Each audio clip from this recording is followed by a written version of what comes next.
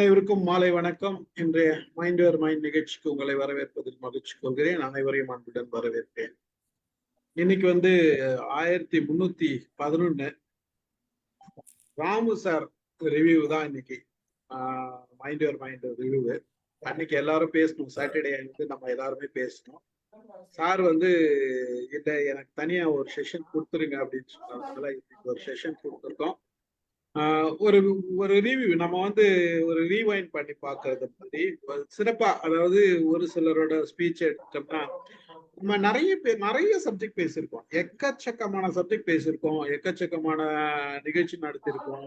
இது எல்லாமே வெவ்வேறு தலைப்புகள்ல பல கோணங்கள்ல யாருன்னா பேசியிருப்பாங்களான்னு கூட தெரியாது. அந்த மாதிரி எல்லாம் நம்ம பேசியிருக்கோம். நாளைக்கு கூட ஒரு சிறந்த தலைப்பு இருக்குது. இது வரைக்கும் யாரும் பேசாத தலைப்பு தான் நம்ம நாளைக்கு பேச போறோம்னு நினைக்கிறேன். அந்த மாதிரி நிறைய தலைப்புகள்ல நாம உரையாடி இருக்கோம், கலந்துரையாடி இருக்கோம், கதை கேட்டிருக்கோம். இந்த மாதிரி பல விஷயங்கள் இருக்குது. எல்லாத்தையும் பேசினோம்னா அது நடக்காது. ஏதோ ஒரு சிறந்த சில விஷயங்களை அவருக்கு ரேண்டமா செலக்ட் பண்ணி பேசுறாரு. அதனால அவருக்கு தனியா கொடுத்துட்டோம்னா, எப்பயுமே ராம் சாருக்கு 5 நிமிஷம் கொடுத்தா பத்தாது. அதனால அன்னைக்கு பார்த்தாரு, இது நமக்கு வராது, 5 நிமிஷம் தான் பேச முடியாது நம்மளால சொல்லிட்டு எனக்கு ஒரு செஷன் கொடுத்து அப்படின்னாரு. ஒரு செஷன் சார், 2 செஷன் 3 செஷன் கூட எடுத்துங்கன்னு சொல்லிட்டேன் நானு. இது நான் திருப்பி பேசும்போது என்னன்னா, இத கேட்கறவங்களுக்கு இவ்வளவு விஷயங்கள் இருக்குதா இங்க அப்படின்றது யாராச்சும் கேட்கணும்னாங்களும் அவங்க போய் பார்க்கலாம், அதை மற்றவங்களுக்கு சொல்லலாம். சோ அவ்வளவு தகவல் இருக்கு. அவங்களும் கேட்கறவங்களும் இந்த இந்த சப்ஜெக்ட் நாங்க ஒவ்வொரு தலைப்புலயும் நாம கலந்துரையாடு இருக்கோம், பல கருத்துக்களை சொல்லியிருக்கோம்னா இப்ப அவங்களோட கருத்துக்களும் சொல்லலாம். இல்ல நீங்க சொல்றதெல்லாம் சரியா இல்ல, நாங்க என்னுடைய சிந்தனையில இது ஒதுக்குது, என்னோட நடைமுறையில இப்படி நடந்திருக்கு, எனக்கு அனுபவத்துல இப்படி இருக்கு அப்படின்றது அவங்களோட கருத்தையும் இங்க பதிவிடலாம். அப்பதானே அந்த மற்றவர்களோட நிலையும் மற்றவர்களோட சூழலும் நமக்கு புரியும். அப்போ ஒவ்வொருத்தரோட சூழலுக்கு தகுந்த மாதிரி ஒவ்வொன்றும் மாறும்ன்றதுதான் உதாரணம். ஒரு சிலருக்கு ஒரு சில விஷயங்கள் பார்க்கும்போது ரொம்ப பிடிச்ச மாதிரி இருக்கும். அதே ஒரு சில பார்க்கும்போது இது பிடிக்கவே இல்லையே அப்படின்னு தோணும். ஒரு சிலருக்கு பிடிக்கவே பிடிக்காத விஷயம் பிடிக்கும். இந்த மாதிரிதான் மனுஷனோட மூளை அப்பப்போ பயன்படும். அவங்க நடந்துக்கிற முறையும் அவங்க பழகுற முறையும் வச்சுதான் சில விஷயங்கள் நாம் முடிவெடுக்கணும். சோ அந்த மாதிரி இன்றைக்கு பல தலைப்புகளை நம்ம பேசி இருந்தாலும் அவங்களோட பார்வைன்னு ஒண்ணு இருக்கு இல்லையா, அந்த பார்வையில நம்ம இது பண்ணலாம். ராமு சார் பேசுறதுக்கு முன்னாடி அன்னைக்கு வசந்தி மேடம் நம்மளோட நிகழ்ச்சி அன்னைக்கு 8ஆம் தேதி வர முடியல அவங்களால. அதனால வசந்தி மேடம் என்னால் பேச முடியலன்னாங்க. அப்பயே அவங்களுக்கு சொல்லிட்டு ராமு சார் பேசுற அன்னைக்கு நீங்க பேசிடுங்க அப்படின்னு சொல்லிட்டு, அதனால முதல்ல வசந்தி மேடம் அவங்க உரையை கொடுத்துருவாங்க. அதுக்கப்புறம் ராமு சார் பேசுவாரு. வசந்தி மேடம் நீங்க பேசலாம். முதல்ல எல்லாருக்கும் என்னுடைய காலை வணக்கங்கள், மாலை வணக்கங்கள். எனக்கு எம்ஐஎம் ரொம்ப நியர் அண்ட் டியர். அன்னைக்கு என்னால் வர முடியல, எனக்கு தமிழ் கிளாஸ் இருந்துச்சு. எனக்கு அது டேர்ம் டெஸ்ட் எடுத்துக்கிட்டு இருந்தாங்க, அதனால் நான் கட்டாயம் இருக்க வேண்டியிருந்துச்சு. இந்த இந்த தளம் நான் எனக்கு இன்ட்ரடியூஸ் பண்ணது வினய்திதான் சாரோட பொண்ணு ராஜி. அவங்க நான் ரிட்டையர் ஆகிற சமயத்தில் அவங்க சொன்னாங்க, நீங்கள் இந்த தளத்தில் போய் பாருங்களேன் அப்படின்னாங்க. அப்புறம் நான் சொன்னேன், எனக்கு ரொம்ப ரிலீஜியஸாக இருந்தால் என்னால் டாலரேட் பண்ண முடியாது அப்படின்னேன். அவங்க சொன்னாங்க, இல்லை இல்லை, இது எல்லாரும் வேறு இதில் தான் பேசுவாங்க, உங்களுக்கு பிடிக்கும், உங்களுக்கு பிடிக்கிறதுனால தான் நான் அதை சொல்கிறேன். அப்புறம் அப்பா இருக்கிறாங்க அப்படின்னாங்க. சரி, அவங்க இருந்தால் கொஞ்சம் ஸ்டாண்டர்ட் நல்லா இருக்கும் அப்படின்னு நினச்சிட்டு சரின்னு வந்தேன். கொஞ்சம் கொஞ்சமாக இதுக்குள்ளே ஒரு மேக்னெட் மாதிரி இழுக்கப்பட்டேன். முதல்ல ஸ்டீஃபன் சாருக்கு நம்ம எல்லாருமே தேங்க் பண்ண. அவர் என்னதான் சொன்னாலும், நம்ம எல்லாம் சேர்ந்து தான் பண்ணுறோம், நம்ம எல்லாம் சேர்ந்து தான் பண்ணோம் அப்படி சொன்னாலும் கூட, அந்த லீடர்ஷிப் குவாலிட்டியில் நான் 3 ரொம்ப இம்பார்ட்டண்ட்டாக ஒரு 1 மினிட் பேசிடுறேன். அவர் முதல்ல இந்த இந்த காலத்தில், அந்த காலத்தில் விட்டுருங்க, இந்த காலத்தில் ஒரு தளத்தை நீங்கள் கொண்டு போகணும் அப்படின்னா எத்தனை பெரிய பெரிய ப்ரொஃபஷனலாக இருக்கிறவங்கள கொண்டு போகணும் அப்படின்னா 3 இம்பார்ட்டன்ட் குவாலிட்டிஸ் வேணும். ஃபஸ்ட்டு முதல்ல நல்ல லிசனராக இருக்கணும். அந்த லிசனிங் குவாலிட்டி இல்லை அப்படின்னா நம்ம அந்த லிஸ்னிங் குவாலிட்டி இருந்தால் தான் அந்த தலைவர் மற்றவங்களை உள்ளே கொண்டு வர முடியும். ஸோ அவருக்கு அந்த லிஸ்னிங் குவாலிட்டி இருக்குது, அதை நம்மக்கிட்டேயும் ரிஃப்ளெக்ட் பண்ணுது. ஏன்னா நம்மளும் எல்லாரையும் மற்றவங்கள லிசன் பண்ணுறோம். ஸோ அந்த லிஸ்னிங் குவாலிட்டி அவர்கிட்ட இருந்ததுனாலையும், அடுத்தது அக்காமடேஷன், அக்காமடேட்டிங் அதர்ஸ். ஓகே, நான் தான் பெருசு, நீ தான் பெருசு, எல்லாரையும் அக்காமடேட் பண்ணுறதுனால தான் நமக்கும் அது ரிஃப்ளெக்ட் ஆக ஆரம்பிச்சிருச்சு. எல்லாரும் வந்து எல்லாருக்கிட்டுமே ஒரு நல்ல குவாலிட்டி இருக்குது, எல்லார்கிட்டையுமே நிறைய திறன்மை இருக்குது, அதெல்லாம் நம்ம வந்து அக்காமடேட் பண்ண பண்ண நமக்கு அந்த குவாலிட்டி உள்ளே வந்துருச்சு. ஸோ லீடர் வந்து இப்படி தான் ரிஃப்ளெக்ட் பண்ண முடியும். அடுத்தது வந்து ப்ரொஃபஷனலிசம். இந்த ப்ரொஃபஷனலிசம் தான் இந்த தளத்தை வந்து இவ்வளோ தூரம் நல்லா கொண்டு போகுது. ஏன்னா ப்ரொஃபஷனலிசம் எங்கே இல்லையோ அங்கே எல்லாரும் செதஞ்சு போயிடுவாங்க. ஏன்னா முதல்ல மற்றவங்களுக்கு வந்து நீங்கள் ரெஸ்பெக்ட் கொடுக்கணும். ஒரு ஒரு ஸ்டேஜுக்கு அவ்வளோதான் நீங்கள் போக முடியும். அதுக்கு மேலே நீங்கள் போனால் அவர் வந்து ஸ்டாப் பண்ணிடுவார். அது நல்லது. அது அந்த அந்த ப்ரொஃபஷனலிசம் வந்து இன்னொருத்தரை நீங்கள் ஹர்ட் பண்ண முடியாது. உங்களுடைய எண்ணங்களை சொல்லலாம், ஆனால் இதுக்கு ஒரு லிமிட் இருக்குது அப்படிங்கிற அந்த ப்ரொஃபஷனலிசம் தான் நம்ம எல்லாரையுமே ஒருத்தருக்கு ஒருத்தர் மியூச்சுவல் ரெஸ்பெக்ட் கொடுக்க ஆரம்பிச்சு எல்லாரையும் நல்லா கொண்டு போகிறதுக்கு இந்த குவாலிட்டி ஒரு லீடர் ரிஃப்ளெக்ட் பண்ணால் தான் இருந்தால் தான் மற்றவங்களுக்கு அது வரும். ஸோ இதனால தான் நம்ம வந்து இந்த இதில் வந்து சகஜமாக எல்லாரும் வந்து அவங்கவுங்க திறமையை சொல்லி இதெல்லாம் சொல்லிட்டு இருக்கிறோம். என்னை பொறுத்த மட்டும் எனக்கு வந்து ஒரு ஐடென்டிஃபிகேஷன் நிறைய கிடச்சிது இங்கே. ஒன்று என்னோட பழைய ஷேக்ஸ்பியர் பிளேஸும் சரி, ஸ்காலர் லெட்டர், அப்புறம் வந்து மெடிக்கல் இமேஜிங் எல்லாத்தையும் என்னால் கொண்டு வந்து கொடுக்க முடிஞ்சது. இன்னொன்று என்ன அப்படின்னா, நான் மட்டும் கொடுக்கல, என்னோட ஸ்டூடெண்ட்ஸும் வந்து இங்கே வந்து அவங்களோட டேலண்ட்டை வந்து காமிச்சாங்க. ஒரு நாங்கள் எப்படி தயாரித்து கொண்டு வரோம் அப்படிங்கிறத ஒரு சாம்பிள் நாங்கள் கொடுத்தோம். இன்னும் அடுத்த செட்டும் வரத்துக்கு ரெடியாக இருக்கிறாங்க. ஸோ இந்த இந்த பிளாட்ஃபார்ம் வந்து என்னை வந்து மேம்படுத்திக்கவும், எனக்கு வந்து ஒரு லோன்லினஸ்ஸே இல்லாத மாதிரி. அப்போ வந்து நீங்கள் ரிட்டையர்ட் லைஃப்பில் நான் வந்து என்னெல்லாமோ பண்ணிகிட்ருக்கிறேன், பட் ஆனால் கூட எனக்கு ஒரு கமிட்மெண்ட் மாதிரி இருக்குது. நான் காலைல எழும்பி ட்ரெஸ் பண்ணிக்கிட்டு ஒரு ஆஃபீஸுக்கு போகிறாப்புலையே வந்து உட்கார முடியுது. ஸோ இது வந்து ஒரு நாள் முழுசு எனக்கு ஒரு உற்சாகத்தை கொடுக்கும், சுறுசுறுப்பை கொடுக்கும், வந்து ஆக்டிவாக இருக்க வைக்கும். அதனால் இது எல்லாமே பர்சனல் க்ரோத்துக்கு இதெல்லாம் ரொம்ப இம்பார்ட்டன்ட். அப்புறம் அடுத்தது எனக்கு ரொம்ப ரொம்ப இதில் வந்து நிறைய பேசியிருக்கோம். அவர் சொல்கிறாப்புல கதைகள் எனக்கு ரொம்ப புது புது கதைகள் தெரிஞ்சது. சினிமாவை பற்றி பேசியிருக்கோம். நம்ம நாராயணமூர்த்தி சார் அன்பேவா காமிச்சார், அவ்வளோ நல்லா இருந்துச்சு. அந்த அன்பேவா திருப்பி அங்கேயே போகிறாப்புல இருந்துச்சு. எல்லாமே ரொம்ப. அப்புறம் சயின்ஸை பற்றி ஸ்ரீதர் சார், நம்ம அலமேலு மேடம், டாக்டர் அலமேலு, அப்புறம் வந்து ஸ்டீஃபன் சார், எல்லாருமே நல்லா கொண்டு வந்தாங்க. எனக்கு வந்து ரொம்ப வந்து பிடிக்கிறது என்ன அப்படின்னா, என்னால் கனெக்ட் பண்ண முடியுங்கிறதுனால ராம் சாரோட இதெல்லாமே நான் தவறாமல் வர பார்ப்பேன். ஏன்னா என்னால் கான்ட்ரிபியூட் பண்ண முடியுது நிறைய. அவர் வந்து நிறைய அமெரிக்கா பற்றி நிறைய சொல்கிறாரு. அப்போ வந்து என்னால் அதை கான்ட்ரிபியூட் பண்ண முடியுது. இன்னொன்று வந்து இந்த தளத்தில் வந்து எனக்கு ரொம்ப அஃபெக்ஷனேட்டாக என்னை பாசந்தின்னு கூப்பிட்ற ரவி சாரும், அப்புறம் வந்து அம்மா இது வசந்தி மேடம் முதல்ல சொல்லட்டும் அப்படிங்கிற ராம் சாரும், இவங்கெல்லாம் வந்து எனக்கு வந்து ஒரு ஃபேமிலி மாதிரி ஆயிட்டாங்க. ஸோ இந்த இதில் வந்து பயணிக்கும்போது ஒரு அன்பு, ஆதரவு, அப்புறம் வந்து உங்களோட இம்பார்ட்டன்ஸ், இது எல்லாமே கிடைக்கிறதுனால தான் எல்லாரும் இங்கே இருக்கிறோம். நிறைய நம்ம சொல்லலாங்க. ஆனால் வந்து ஸ்வீடனை பார்த்தோம், சைனாவை பார்த்தோம். ரொம்ப நல்லா எல்லாமே காமிச்சு எதை ஒன்றை மட்டும் விட முடியாது, ஒன்றை மட்டும் எடுத்துக்க முடியாது. நான் நான் லைக் பண்ணது சோமவள்ளியப்பன் சாரோட கதைகள் நான் ரொம்ப லைக் பண்ணேன். அது யார் சொன்னாலுமே ரொம்ப நல்லா இருந்துச்சு. அதில் ஒரு வித்தியாசமான ஒரு அணுகுமுறை இருந்ததை பார்த்து, சின்ன கதையாக இருந்தாலும் சரி, அவரும் நம்மக்கிட்ட வந்து பேசினார். அந்த அந்த மாதிரிலாம் ரொம்ப ஆப்பர்ச்சுனிட்டி கிடைச்சதுங்க. எனக்கு ரொம்ப பிடிச்ச இடம் இது. ரொம்ப தேங்க்ஸ் இத்தனை நாள் கொண்டு போனதுக்கு. இன்னும் 50 வருஷத்தை தாண்டணும் அப்படிங்கிறது என்னுடைய ஆசை. பாராட்டுக்கள். நன்றி மேடம், மகிழ்ச்சி. அதாவது பாராட்டுக்கு மிகவும் நன்றி. இந்த பாராட்டு வர மாதிரிதான் கொஞ்சம் பயமும் வருது. நம்ம இன்னும் பொறுப்பு எடுக்க வேண்டியது நிறைய இருக்குமோ, ரெஸ்பான்சிபிலிட்டின்றது நிறைய வந்துடும் அப்படின்றது ஒரு பயமும் வருது. நமக்கு கவனமா இருக்கணும்ன்றது அந்த ரெஸ்பான்சிபிலிட்டியும் வருது. அதை எடுத்துக்குவேன்ற நம்பிக்கை இருக்குது. உங்க பாராட்டுக்கு நன்றி மேடம். ஆனா வந்து என்னதான் சொன்னாலும் எல்லாரும் பேசினாதான் இந்த தளம் நடக்கும். அதுதான் முக்கியம். அது வந்து மகிழ்ச்சியா இருக்குது. தொடர்ந்து நடக்கிறதுல ரொம்ப மகிழ்ச்சி மேடம். நன்றி, உங்களுக்கு மிகப்பெரிய நன்றி கூறுகிறேன். வாங்க சார், நீங்க சார். அதுக்கு முன்னாடி வசந்தி மேடம் ஒரு கைத்தட்டலாம். தேங்க்யூ. என் குரல் கேட்கிறதா? நீங்க ஆரம்பிச்சு. கேட்கிறது சார், ஆரம்பிக்கலாம். வந்திருக்கும் எல்லோருக்கும் வணக்கம், வாழ்த்து, பாராட்டு, வரவேற்பு. தலைப்பு வந்து இன்னைக்கு ஒரு 5, 6 பேர் கவர் பண்ணலாம்னு நினைக்கிறேன். எல்லாத்துக்கும் ஒரு 10, 12 நிமிஷம் பேசலாம்னுட்டு. சரியா? யாராவது 10 நிமிஷம் ஆச்சுன்னு சொன்னீங்கன்னாலும், ரைட்டு நான் ஒரு 2 நிமிஷத்துல பிரேக் போட்டு 12 நிமிஷத்துல நிறுத்திருவேன். சரியா? அதுக்கப்புறம் ஸ்டீஃபன் வந்து இப்ப சொன்னாங்க இல்லையா?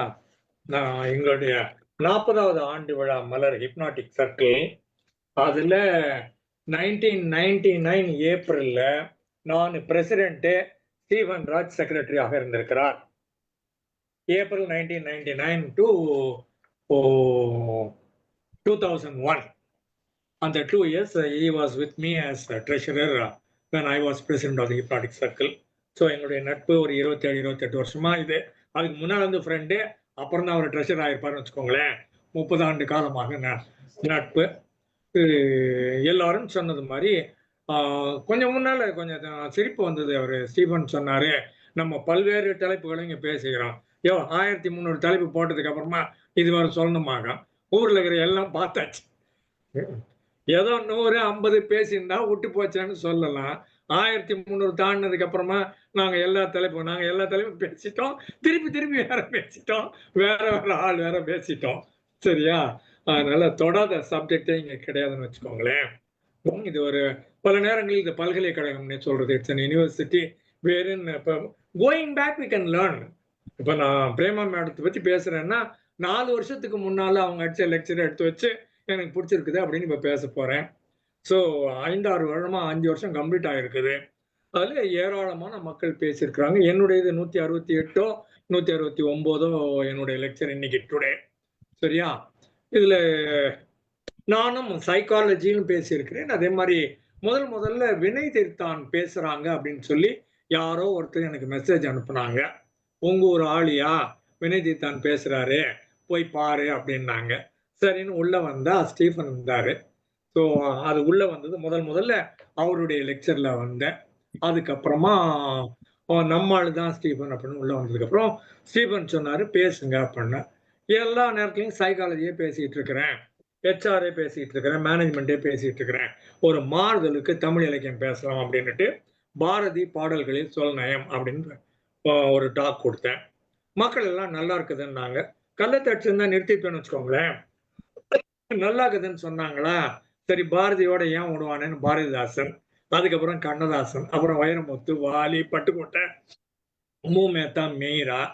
சரி பாரதியில ஆரம்பிச்சோம், கொஞ்சம் ரிவர்ஸ்ல போவோம்னு சொல்லிட்டு வள்ளுவர் காமத்து பால், அதுக்கப்புறம் கம்பராமாயணம், என் ஸ்டைல்ல கம்பராமாயணம். சரியா? அது மற்றவங்க இது வரைக்கும் அந்த மாதிரி கம்பராமாயணம் பேசி பார்த்தே இருக்க மாட்டீங்க, கேட்டே இருக்க மாட்டீங்க. ஸோ ஒரு டிஃப்ரெண்டா ஒன்று போச்சு. அதுக்கப்புறமா சங்க இலக்கியம் பேச ஆரம்பிச்சேன். சங்க இலக்கியத்துல எனக்கு தெரிஞ்ச முத்தொள்ளாயிரத்தை பத்தி நிறைய லெக்சர்ஸ் கொடுத்தேன். சங்க இலக்கியத்துல ஔவையாறு, அதியமான், அந்த மாதிரி நிறைய பாடல்கள் பத்தி பேசினேன். அப்புறம் சரி வாங்க நம்ம சைக்காலஜிக்குள்ள வருவோம்னுட்டு சைக்காலஜி சம்மந்தப்பட்டது எப்படி பார்த்தாலும் ஒரு 75-80 லெக்சருக்கு மேல இருக்கும். சைக்கோ தெரப்பி மட்டுமே ஒரு 35 டாபிக் கவர் பண்ணியிருக்கிறேன். இன்ட்ரோ டு சைக்காலஜின்னு வரிசையா ஒரு 40 டாபிக் இருக்குதுன்னு நினைக்கிறேன். ஸோ எல்லாமும் சைக்காலஜி ஓரியன்டா வந்தது. சரி புத்தகம் ரிவ்யூன்னு ஆரம்பிச்சு இதுல என்னென்னலாம் புத்தகங்கள் இருக்குதோ ஒவ்வொன்றா ஆரம்பிச்சோம். ஸோ நானும் பல்வேறு தரப்பட்ட ஏரியா, பல்வேறு டைமென்ஷனுக்குள்ள இங்க மைண்ட் யுவர் மைண்ட் எவ்வளவு விலாவாரியா போகுதோ அவ்வளவு விலாவாரியா நானும் கூட வந்திருக்கிறேன். அதனால இங்க இந்த ஸ்டாண்டர்டா அவங்க வசந்தி மேடம் சொன்ன மாதிரி மக்கள் வர்றாங்க, ஃப்ரெண்ட்லியா இருக்கிறாங்க, ஹோம்லி அட்மாஸ்பியரா இருக்குது. யாரை வேணா ஓட்டிக்கிட்டு இருக்கிறோம். எங்க வீட்டுக்கு வந்தாங்க இங்க ஒரு 15 பேருக்கு மேல வந்தாங்கன்னு வச்சுக்கோங்களேன். அந்த 15 பேரும் யாருமே சீனியர் சிட்டிசன் மாதிரி இல்லை, எல்லாம் காலேஜ் ஃப்ரெண்ட்ஸ் மாதிரி கலதா பண்ணி உட்காந்துருந்தோம் காலையில இருந்து சாயங்காலம் வரைக்கும். நோபடி ஃபெல்ட் ஐ அம் 60+ அப்படிங்கிற ஐடியாவே யாருக்கும் வரல. 16+ மாதிரி தான் எல்லா வம்பும் இருந்தது. ஜாலியா இருந்துச்சு. ஸோ தட் வே பார்க்குற போது இது ஒரு நல்ல உறவு முறையாகவும் இருக்கிறது. கற்றுக் கொடுக்கிற இடத்துல ப்ரொஃபஷன் பார்த்தீங்கன்னா பல்கலைக்கழகமாகவும் இருக்கிறது. அதனால இந்த வாய்ப்பை தந்த ஸ்டீஃபன் அவர்களுக்கும் தொடர்ந்தாற் போல வந்திருந்து வாக்களிக்கும் வாக்காளர் பெருமக்களுக்கும், வாக்களிக்க இருக்கிற வாக்காளர் பெருமக்களுக்கும், வாக்களிக்க மறந்து விட்டோம் அதனால அடுத்த முறை வாக்களித்து விடுகிறோம் என்று வாக்களிக்கிற மக்களுக்கும் நன்றி நன்றி நன்றி வரவேற்பு. சின்ன விஷயம் சார், சின்ன குறுக்கீடு. நான் இன்னும் 60 கிராஸ் ஆகல சார், நான் சின்ன பையன் தான் சார். கத்துக்குட்டி வாங்க, கத்து கொடுத்துட்றோம். சரிங்க சார், சரிங்க சார். சரியா? இல்ல நானு சில லெக்சர்ஸ் நான் ஏற்கனவே பார்த்தது. சிலது வந்து நான் பார்க்கணும்னு ஆசைப்பட்டது. பெரும்பாலும் செலக்ட் பண்றபோது எல்லா லெக்சர்ஸுமே எப்படி செலக்ட் பண்ணணும்னா, ஒண்ணு டாபிக் பிடிக்கணும், இல்லைன்னா ஆள பிடிக்கணும், இல்லைன்னா 2ம் பிடிக்கணும். இந்த 3 கிரைட்டீரியா வச்சு தான் எல்லாத்தையுமே செலக்ட் பண்றது. தலைப்பு எனக்கு ரொம்ப பிடிச்சது. முதல்ல ஆதித்தி மிஸ்ரா அப்படின்னு ஒருத்தங்க பேசுனது ஃபாரன்சிக் சயின்ஸ் இன் மாஸ் டிசாஸ்டர்ஸ்ன்னு போட்டு இந்த அகமதாபாத்ல ஒரு ஃப்ளைட் ஆக்சிடென்ட் வந்தது. அதை பத்தி ரொம்ப டீட்டெயில்டா பேசியிருந்தாங்க. ஃபாரன்சிக் சயின்ஸ் எனக்கு ரொம்ப பிடித்த பெட் டாபிக் சைக்காலஜிலேயே. ஃபாரன்சிக் சைக்காலஜி நான் இங்கேயும் பேசியிருக்கேன், அமெரிக்கன் காலேஜ்லயும் பேசியிருக்கிறேன். இது ஃபாரன்சிக்ஸ்ன்னு சொல்ற போது இது என்னன்னு கேட்டீங்கன்னா, ஒன்னு மெடிக்கல் ஆங்கிள், இன்னொன்னு லீகல் ஆங்கிள், இன்னொன்னு சைக்காலஜிக்கல் ஆங்கிள். 3ஐயும் சேர்த்து மிக்ஸ் பண்ணீங்கன்னா உங்களுக்கு ஃபாரன்சிக் சைக்காலஜி கிடைக்கும். எங்கெங்கெல்லாம் சட்டம் வருதோ, எங்கெங்கெல்லாம் கிரைம் வருதோ, இல்லை எங்கெங்கெல்லாம் சயின்ஸ் இருக்குதோ, எங்கெங்கெல்லாம் சைக்காலஜி இருக்குதோ, எல்லாமும் சேர்ந்து ஒண்ணா வந்ததுன்னா அந்த அந்த மனப்பாங்கே உங்களுக்கு கொஞ்சம் சைக்காலஜிக்கல் ஆங்கிள் இயல்பா தெரியணும், நாடு நல்லா இருக்கணும்னு நினைக்கணும், இதை கண்டுபிடிச்சு மக்களுக்கு கொடுக்கணும் அட் லார்ஜ் அப்படிங்கிற எண்ணம் வேணும். அப்பதான் இந்த ஃபாரன்சிக் சயின்ஸ் வரும், ஃபாரன்சிக் சைக்காலஜி வரும். இதுல நான் அங்கங்க கொஞ்சம் டிஸ்க்ளைமர்னு சொல்லிடுறேன். என்னுடைய கருத்தேற்றம் நிச்சயமாக இருக்கும். கொஞ்சம் கலாட்டா பண்ணும் பண்ணத்தான் செய்வேன். சரியா? ஃபாரன்சிக் சைக்காலஜி ரொம்ப நல்ல சப்ஜெக்ட், ஃபாரன்சிக் சயின்ஸுங்கிறதும் ரொம்ப நல்ல சப்ஜெக்ட். சரியா? ஆனா இந்தியாவில் இதுல நிறைய கோளாறா வச்சுக்கிறோம். இன்னும் ப்ராப்பரா எனக்கு தெரிஞ்சு ஃபாரன்சிக் சைக்காலஜி அப்படின்னு ஒரு 2 வருஷம் கோர்ஸ் மெட்ராஸ் யூனிவர்சிட்டியில இன்னைய தேதிக்கு இல்லைன்னு நினைக்கிறேன். எங்கேயோ ஒரு சில இடங்கள்ல மட்டும்தான் இருக்குதே தவிர இது நம்ம யூனிவர்சிட்டிலயோ தமிழ்நாட்டிலயோ இல்லை. But needed. இப்ப நேத்து டெல்லியில ஒரு குண்டு வெடிப்புன்னு சொல்றாங்க, ஒரு பிளேன் ஆக்சிடென்ட்னு சொன்னாங்கன்னா நம்ம we need to know the forensic science behind it. அந்த அப்ளிகேஷன் இல்லாமல் அது சொல்யூஷனே கண்டுபிடிக்க முடியாது, ப்ரிவென்ஷனும் நம்மளுக்கு வராது. யாரு என்ன ஏதுன்னு கண்டுபிடிக்கணும்னா அதுக்கான இந்த ஆராய்ச்சிக்கான மனப்பான்மை வேணும். அதுல இந்த அதித்தி மிஸ்ரா அப்படிங்கிறவங்க வயசு கம்மியாக தான் இருக்கும் இருக்குது, அரௌண்ட் 30 இருக்கணும்னு நினைக்கிறேன், இல்லைன்னா ஈவன் லெஸ்ஸாக இருக்கணும். பிஎஸ்சி படிச்சிருக்காங்க, scholars, BSc scholar in forensic science at National Forensic Science University Gandhinagar, குஜராத்தாக இருக்கணும், இல்லைன்னா மகாராஷ்டிராவா இருக்கணும்.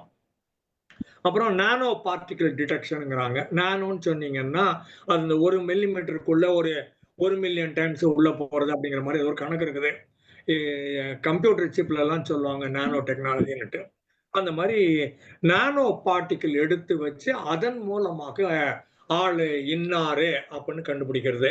அது அந்த இன்னார் வந்து விக்டிமாவும் இருக்கலாம், இன்னார் வந்து கிரிமினலாகவும் இருக்கலாம். அன்சப்னு சொல்லுவாங்க ஆங்கிலத்துல. அன்சப்னா அன்ஐடென்டிஃபைடு சப்ஜெக்ட்னு அர்த்தம். அக்யூஸ்ட்னு கூட சொல்ல மாட்டாங்க. நமக்கு ஒரு சப்ஜெக்ட் தேவைப்படுது, அந்த ஆள் யாருன்னு நமக்கு தெரியல, he is yet to be identified as to who he is or who she is. அதனால அன்சப் கண்டுபிடி அப்படின்ட்டு எல்லா கிரைம் சீரியல்ஸ்லயும் சொல்லுவாங்க. அந்த அன்சப் வந்து இந்த இடத்துல நானோ பார்ட்டிகல் டிடெக்ஷன் மூலமாக நாம அந்த அன்சப் யாருன்னு கண்டுபிடிக்க முடியும். ஸோ டிஎன்ஏ மேட்சிங் ப்ராசஸ்ன்னுட்டு இதுக்கு முன்னால பல நேரங்களில் நமக்கு சின்ன வயசுல சீனியர்ஸ் இருக்கிறதுனால சொல்லியிருப்பாங்க, அம்மா என்பவள் எல்லோருக்கும் தெரியுமானால் அப்பாவை அம்மா தான் அறிமுகப்படுத்த வேண்டும், அம்மா அறிமுகப்படுத்தலைன்னா யார் அப்பான்னு தெரியல, யோ போயா எங்களுக்கு ஒரு பிட்டு 1 மில்லிமீட்டருக்கு ஒரே ஒரு தலைமுடி கிடைச்சா போதும், இன்னார் தான் அப்பான்னு சொல்லிடுவோம். இன்னைக்கு டிஎன்ஏ டெக்னாலஜி அவ்வளவு தூரம் வளர்ந்துருச்சு. சரியா? அதனால இந்த டிஎன்ஏ மேட்சிங் ப்ராசஸ் பற்றியும் இவங்க இந்த அதித்தி பேசியிருந்தாங்க, நல்லா இருந்துச்சு. என்ன விட்னஸ் ஆஃப் சயின்ஸ்ம்பாங்க. இவங்க வந்து சென்ட்ரல் ஃபாரன்சிக் சயின்ஸ் லேப்ல ஒர்க் பண்ணிருக்காங்க. It comes under home ministry, union கவர்மெண்டாக இருக்கணும், தமிழ்நாடு அல்ல. என்ன எல்லாமே எனக்கு தெரிஞ்சுக்கணும் அப்படிங்கிற ஆசையிலேருந்து வந்தது, கியூரியாசிட்டி அப்படின்னு அவங்க சொல்றாங்க. அப்புறம் 12th ஜூன் 2025 அன்னைக்கு she was attending a PhD வைவா அப்படின்னுட்டு, அந்த இன்டர்வியூ வைவான்னு சொல்லுவாங்க, வைவா ஓசி அப்படிம்பாங்க, விஐவிஏ விஓசிஇ அப்படின்னா நேர்காணல்னு பேரு. எல்லாம் பேப்பர்ல இருக்குது, மார்க் எல்லாம் இருக்குது, பட் நேர்ல உன்னை பார்த்து அந்த முகம் பார்த்து உடல் அசைவு மொழிகள்லாம் பார்த்து நீ எந்த டோன்ல என்ன மாதிரி பேசுற அப்படிங்கிறது எங்களுக்கு பர்சனலா தெரியணுங்கிறதுனால தான் இன்டர்வியூன்னு சொல்றோம். முதல்ல நாங்க பேப்பர் பார்த்தது ஒரு வியூ, ஆபீஸ்ல நீ வந்து ஒர்க் பண்ண போற 2வது வியூ, குறுக்குல நீ இன்னாருன்னு தெரிஞ்சுக்கிறதுக்கு அப்புறம் தான் நாங்க ஆட்டத்துல சேர்ப்போங்கிறதுனால அது வந்து இன்டர்வியூன்னு சொல்றது. நடுவில் இடைப்பட்ட காலத்தில் உன்னை பார்க்க விரும்புகிறோம்னுட்டு அந்த மாதிரி இவங்க அட்டென்ட் பண்ணிட்டு இருக்கிறாங்க அந்த வைவா. அப்பதான் மெசேஜ் அவங்களுக்கு வருது, இந்த மாதிரி ஒரு பிளேனு மேல ஸ்டார்ட் ஆனது 5 கிலோமீட்டருக்குள்ள டமால்னு இங்கே அகமதாபாத்லயே விழுந்துடுச்சு, நிறைய பேர் இறந்து போனார்கள், இம்மீடியட்டா அவங்க சர்வீஸ் தேவைன்னு சொல்ற போது இங்க அப்படியே அந்த ஃபாரன்சிக் சயின்ஸ் மக்கள் அந்த பிஎஸ்சிக்கு படிக்கிறவங்க டீச்சர்ஸ் இன்டர்வியூ அது இதுன்னு இருந்தாங்க இல்லையா, அத்தனை ஃபேக்கல்ட்டியும் அவ்வளோ பேரும் அங்கே ஓடி போய் பார்த்துருக்குறாங்க. அது ஒரு புதுவிதமான செய்தி அப்படின்னு சொல்றாங்க. நான் படிக்கிற போது இப்படிலாம் நடக்கும், இந்த மாதிரி எல்லாம் ஒரு சூழல் வரும், இந்த மாதிரி கற்றுக் கொடுப்பதும் இருக்கும், இந்த மாதிரி என்னுடைய சேவைகள் அவங்களுக்கு தேவைப்படும், எதுவுமே எனக்கு தெரியாது அப்படிங்கிறாங்க. கூட இன்னொன்னு சொன்னாங்க, we were never prepared at all. இந்த மாதிரி ஒரு சூழல் வரும்னு இந்தியா ஒரு நாளும் நினைத்து பார்த்ததே கிடையாது. ஒரு பிளேனு ஒரு சாப்பிடுற ஒரு காலேஜ் ஹாஸ்டலுக்குள்ள வரும், ஒரு 40 பேர் அடிச்சு போட்டுரும் அப்படிங்கிறது யாருக்கும் தெரியாது. மொத்த பேர் இறந்து போய்விட்டார்கள். இது ஆள் சும்மா அடிபட்டு கை கால் உடைந்து அந்த பக்கம் ஐயோ அம்மான்னு சத்தம் போட்டுக்கிட்டு இல்ல, மொத்த பேரும் எரிந்தே போய்விட்டார்கள். அதுல எங்கேயோ இவங்களுக்கு பிட்டு பீஸ் தான் கிடைக்குது, எங்கேயோ கொஞ்சம் எரிஞ்சு போன ஃபிளஷ், கொஞ்சம் போனு, கொஞ்சம் டீத்து தான் அல்டிமேட்டா ரொம்ப ஸ்ட்ராங்கஸ்ட் பார்ட் ஆஃப் யுவர் பாடின்னு சொல்லுவாங்க. அதுல சின்னதா ஒரு பல் ஒரு பீஸ் கிடைக்குது, இல்லைன்னா போன் ஒரு பீஸ் கிடைக்குது. கிட்டத்தட்ட ஒரு 250 பேர் இறந்திருப்பாங்கன்னு நினைக்கிறேன். ஆமாம். அதுக்கப்புறம் அந்த 250 பேரையும் ஐடென்டிஃபை பண்ணணும், அவங்க அத்தனை பேர் இறந்து போயிருக்கிறாங்க. இங்க ஒரு 40 பேர் இறந்து போயிருக்கிறாங்க. ஸோ இவங்களை ஐடென்டிஃபை பண்ணணும்னா இவங்களுடைய சொந்தக்காரங்களை கூப்பிடணும். பெரும்பாலும் கணவனோ மனைவியோ இல்லை குழந்தைகளோ இல்லை அப்பா அம்மாவோ இல்லை அண்ணன் தம்பியோ அக்கா தங்கையோ அவங்களெல்லாம் கூப்பிட்டு அவங்க கையில இருந்து டிஎன்ஏ சாம்பிள் அப்படின்னு எடுக்கிறாங்க.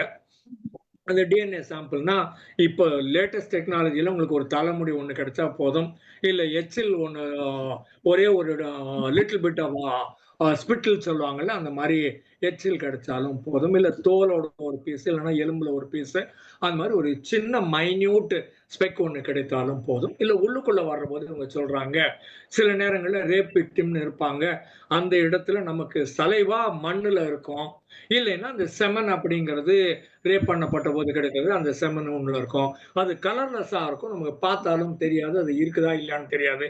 அதை கூட நாங்க இப்போ நானோ டெக்னாலஜியில அவ்வளோ மைன்யூட் ஸ்பெக், அது ஒரே ஒரு சின்ன மணல் தூள்ல, இல்லைன்னா அந்த எர்த் பூமின்னு சொல்றோம் இல்லையா, அந்த நிலத்துல ஒரு சின்ன ஸ்பெக்ல கிடைச்சதுன்னா கூட நாங்க அதை வைத்து இந்த ஆள் இதுல சம்பந்தப்பட்டிருக்கிறார்கள் அப்படின்னு எங்களால கண்டுபிடிக்க முடியும் அப்படின்னு சொல்றாங்க. அதுக்கப்புறம் புரோட்டோகால்னு ஒன்று எங்களுக்கு தெரியாது, இதுக்கு முன்னால் நாங்கள் பார்த்ததும் கிடையாது, 250 பேரும் எரிஞ்சு போவாங்கன்னு தெரியாது, 250க்கும் ஒரு பிட்டு தான் எங்களுக்கு கிடைக்கும்னு தெரியாது, இதை நாங்கள் இம்மீடியட்டாக கண்டுபிடிச்சாகணும்னு எங்களுக்கு தெரியாது, இதுக்கு 250 சொந்தக்காரங்களை கூப்பிட்டு வந்து அவங்க சாம்பிள் எல்லாம் எடுக்கணும், எதுவுமே எங்களுக்கு தெரியாது, எல்லாமே நம்ம இந்தியன் கவர்மெண்ட்டுக்கு புதிதாக இருந்தது. ஆனால் ஒரே ஒன்று, அத்தனை மக்களும் கோஆபரேட் பண்ணாங்க.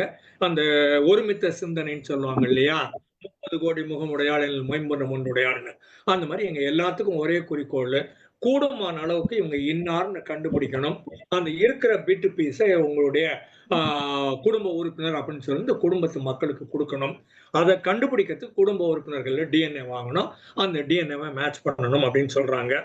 ஸோ அதுல போலீஸு, டாக்டர்ஸு, கவர்மெண்ட்டு, இந்த மாதிரி படித்தவர்கள், சைக்காலஜி தெரிஞ்சவங்க, ஃபாரன்சிக்ஸ் தெரிஞ்சவங்க, இந்த யூனிவர்சிட்டி ஆளுங்க எல்லாரும் வர்றாங்க. இதுல ஒவ்வொரு ஸ்டெப்பும் ரொம்ப ரொம்ப கவனமாக பார்க்கப்பட வேண்டும்.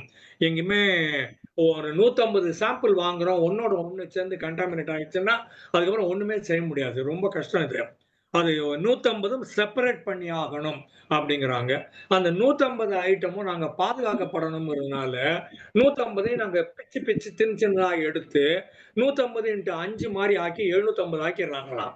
அதுல 4 சேஃப்கார்டு பண்ணிட்டு இந்த ஒன்றை மட்டும் வச்சு நாங்க ஆராய்ச்சிகள் பண்ணோம் அப்படின்னு சொல்றாங்க. அப்ப எவ்வளவு காம்ப்ளிகேட் ஆகுதுன்னு பாருங்க. அதுக்கப்புறமா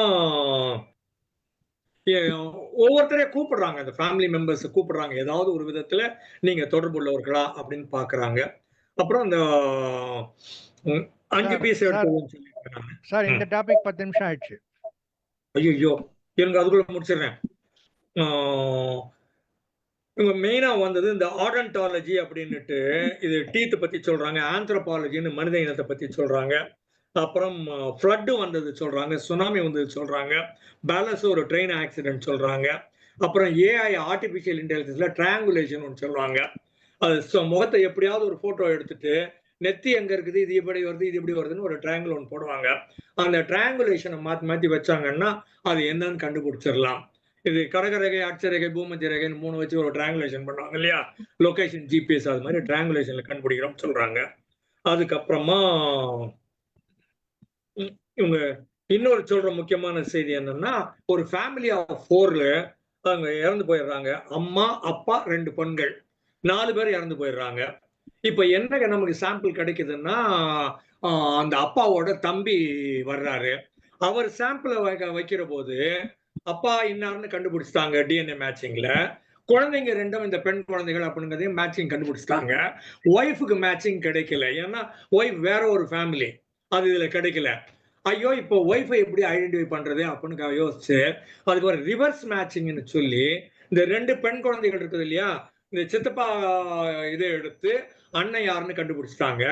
அண்ணன்ல இருந்து 2 குழந்தை யாரு அப்படிங்கறதையும் சித்தப்பாவோட மேட்ச் பண்ணி கண்டுபிடிச்சிட்டாங்க.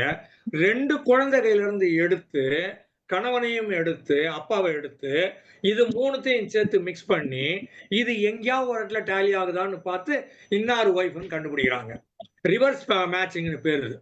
இதெல்லாம் மிக மிக மிக கடுமையான ஆழ்ந்த புலமையும் வேணும், திறமையும் வேணும், சிந்திக்கிற ஆற்றலும் வேணும் சொல்ல வர்றேன். அந்த மாதிரி பாக்குற போது இவங்க இது போல ஏராளமான செய்திகள் பண்ணியிருக்கிறாங்க. என்ன அதுக்கப்புறம் இதன் மூலமாக ஆனா நான் கொஞ்சம் முன்னாள் சொன்னேன் இல்லையா, இந்தியால இது மாதிரி ஒரு கேஸ் ஹிஸ்டரி ஒண்ணு படிக்கிறேன். அதுல பிளட் அக்யூஸ் கையில அந்த அன்சப் கையில கேட்கறாங்க, ஐடென்டிஃபைட் சப்னு வச்சுக்கோங்களேன். அவங்ககிட்ட கேட்கறாங்க, உன் பிளட்டையும் வாங்கிக்கிறாங்க, உன் யூரினும் வாங்கிருக்கிறாங்களே, மாட்டிக்க மாட்டியான்னு கேட்டா, ஆட போயா அவங்க லேபுக்கு போற வழியில எத்தனை பேர் இருக்கிறாங்க, எல்லாம் நாங்க அட்ஜஸ்ட் பண்ணிடுவோம் அப்படின்னா. இது நம்ம நாடு இருக்குதே, நீங்க எவ்வளவுதான் சயின்ஸை யூஸ் பண்ணி டெஸ்டிங் பண்ணாலும் குறுக்கலை எவனா ஒருத்தன் பிளட் சாம்பிளையும் மாத்திடுவான், யூரின் சாம்பிளையும் மாத்திடுவான். இதை கண்ட்ரோலே பண்ண முடியாத ஒரு சில காரியங்கள் இருக்குது. அதெல்லாம் ரொம்ப கஷ்டம். ஆனா இவங்க பண்ணிருக்கிற வேலை அட்டகாசமான வேலை. ரொம்ப ரொம்ப பாடுபட்டு இந்த 150 பேரையும் மேட்ச் பண்ணி கண்டுபிடிச்சு அவங்ககிட்ட கொடுத்துருக்காங்க. அதனால அவங்களுக்கு ஏராளமான பாராட்டு அதித்தி மிஸ்ரா அவர்களுக்கு. இது ஒரு டாபிக். அதுக்கப்புறமா அடுத்து வசந்தி மேடம், இவங்க வந்து சென்சிட்டிவ் மைண்ட் அப்படின்னுட்டு நரம்பு மண்டலத்தை பத்தி ஒரு அதிசயம் அப்படின்னு சொல்லி பேசியிருக்கிறாங்க. இது எனக்கு பிடித்தமான டாபிக். பிரெயின் மூளை பிடிக்கும்னு வச்சுக்கோங்களேன். மூளை பிடிக்கும். நானும் பேசியிருக்கிறேன் மூளையை பத்தி 2-3 டாக்கு. தனியா டோசன் போட்டு வெறும் டோபமைன், ஆக்சிடோசன், செரோட்டோனின், என்டார்பின் அது மட்டும் தனியா பேசியிருக்கிறேன். ஸ்ட்ரக்சர்னு ஒரு வாட்டி பேசியிருக்கிறேன். அப்புறமா ஃபங்க்ஷனாலிட்டி அப்படின்னு ஒரு தடவை பேசியிருக்கிறேன். அதனால எனக்கு ரொம்ப பிடித்த டாபிக். சென்சிட்டிவிட்டின்னு சொல்ற போது அவங்க ஓவர் ஒர்க் அப்படிங்கிறாங்க. அவங்க கேட்ராக்ட் சர்ஜரி பண்ணிக்கிட்ட போது டாக்டர் சொன்னாராம், இப்ப லென்ஸ் போட்டிருக்கனால எல்லாம் பார்த்தா ரொம்ப பளபளன்னு தெரியும்னாங்க. நானும் இப்போதான் பண்ணிக்கிட்டேன், ஸ்டீஃபன் அப்பதான் கொஞ்சம் முன்னால பண்ணிக்கிட்டாரு. அதனால அது பளபளன்னு தான் தெரியுது, ரொம்ப இரிட்டேட்டிங்கா தான் இருக்குது. நான் இங்க ஜன்னலுக்கு பக்கத்துல உட்காந்து வேலை பார்க்குறேன், ஜன்னல் வழியா வேடிக்கை பார்க்கலாம் அப்படின்னு பார்த்தா கண்ணு தான் கூசுது. எனக்கு மட்டும்தான் கூசுதுன்னு நான் நினைச்சேன். இங்க வந்திருந்தாங்க நம்ம பிரசன்ன லட்சுமி, அவங்க இங்க உட்காந்து அவங்க ஆபீஸ் ஒர்க் பண்ணாங்க. அவங்களும் சொன்னாங்க, கண்ணு ரொம்ப கூசுது, இதை மூடிட்டுமா அப்படின்னாங்க. சரி மூடுங்கன்னு சொன்னேன். அப்ப சென்சிட்டிவிட்டி அப்படின்னு ஒண்ணு இருக்குது.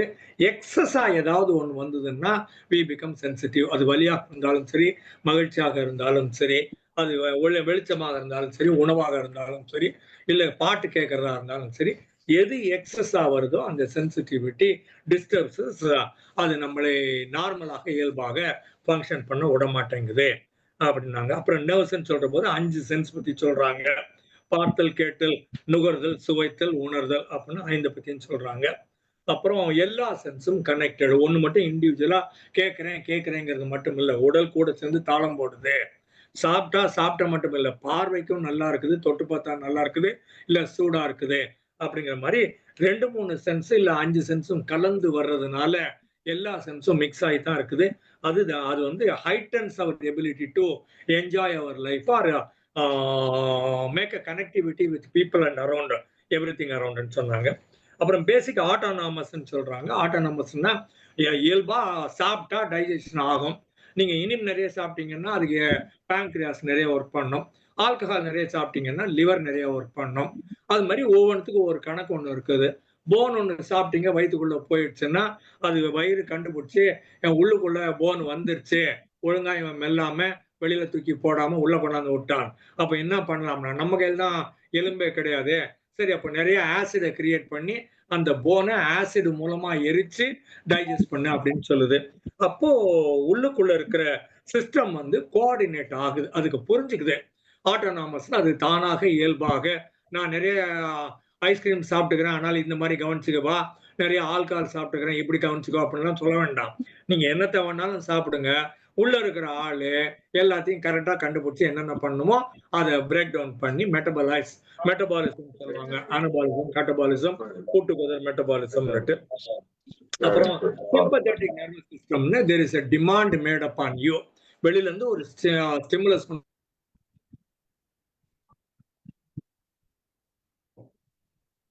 Sir mic sir mic on பண்ணுங்க சார். சார் உங்க மைக் ஆன் பண்ணுங்க. ராமு சார் உங்க மைக் ஆஃப் ஆயிடுச்சு. அது ஆனந்த் மைக் ஆன் பண்ணிட்டு பேசிட்டு இருந்தாரு, அதனால வந்து நாங்க ஆஃப்.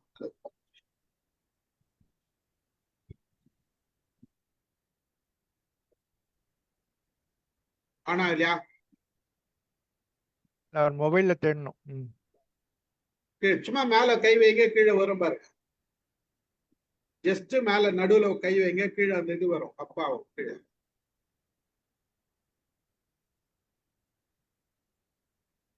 சும்மா தொடுங்க சார், மேல ஸ்கிரீன்ல தொடுங்க சார், வரும்.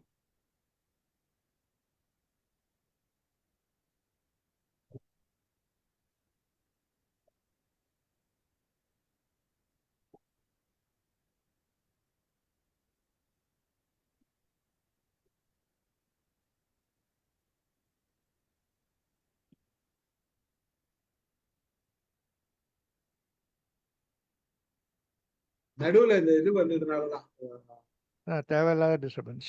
டிஸ்டர்பன்ஸ் ஆயிடுச்சு. ஆஃபே பண்ணிட்டாரா சாரு? லாக் அவுட் பண்ணிட்டாரா? ஆமா, காணா. இல்ல இருக்காரு சார். ரியல்மி RMXன்னு இருக்கு பாருங்க, அதான் வருது. இது ஆஃப் பண்ணிட்டாரு.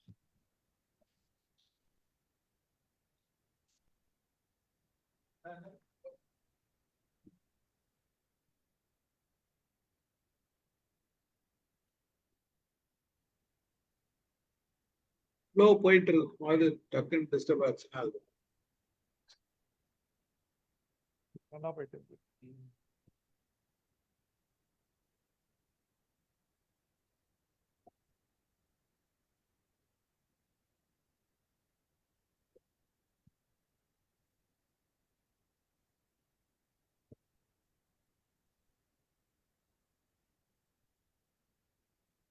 இப்போ வெளியே போயிட்டாரு சார்.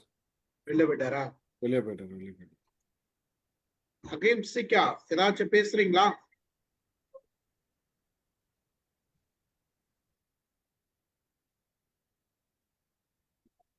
அகிம்சிக்கா ஆமா, வணக்கம் ஐயா. வணக்கம். நல்லா பள்ளியில இருக்கீங்களா? இருக்கீங்களா? விலங்குல சார் அவங்களுக்கு புரியல. பள்ளியில இருக்கீங்களான்னு? ஓம் ஓம். சரி, ரைட், ஓகே. ம். பரவாயில்ல, பாருங்க.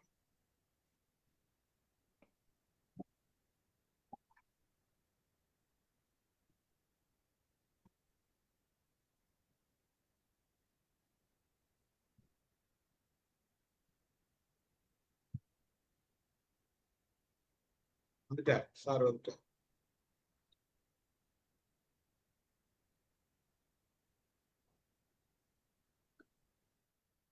கேமராவை ஆன் பண்ணுங்க. கேமராவை ஆன் பண்ணுங்க, ஆடியோ ஆன் பண்ணுங்க, சீக்கிரம் வாங்க. Sometimes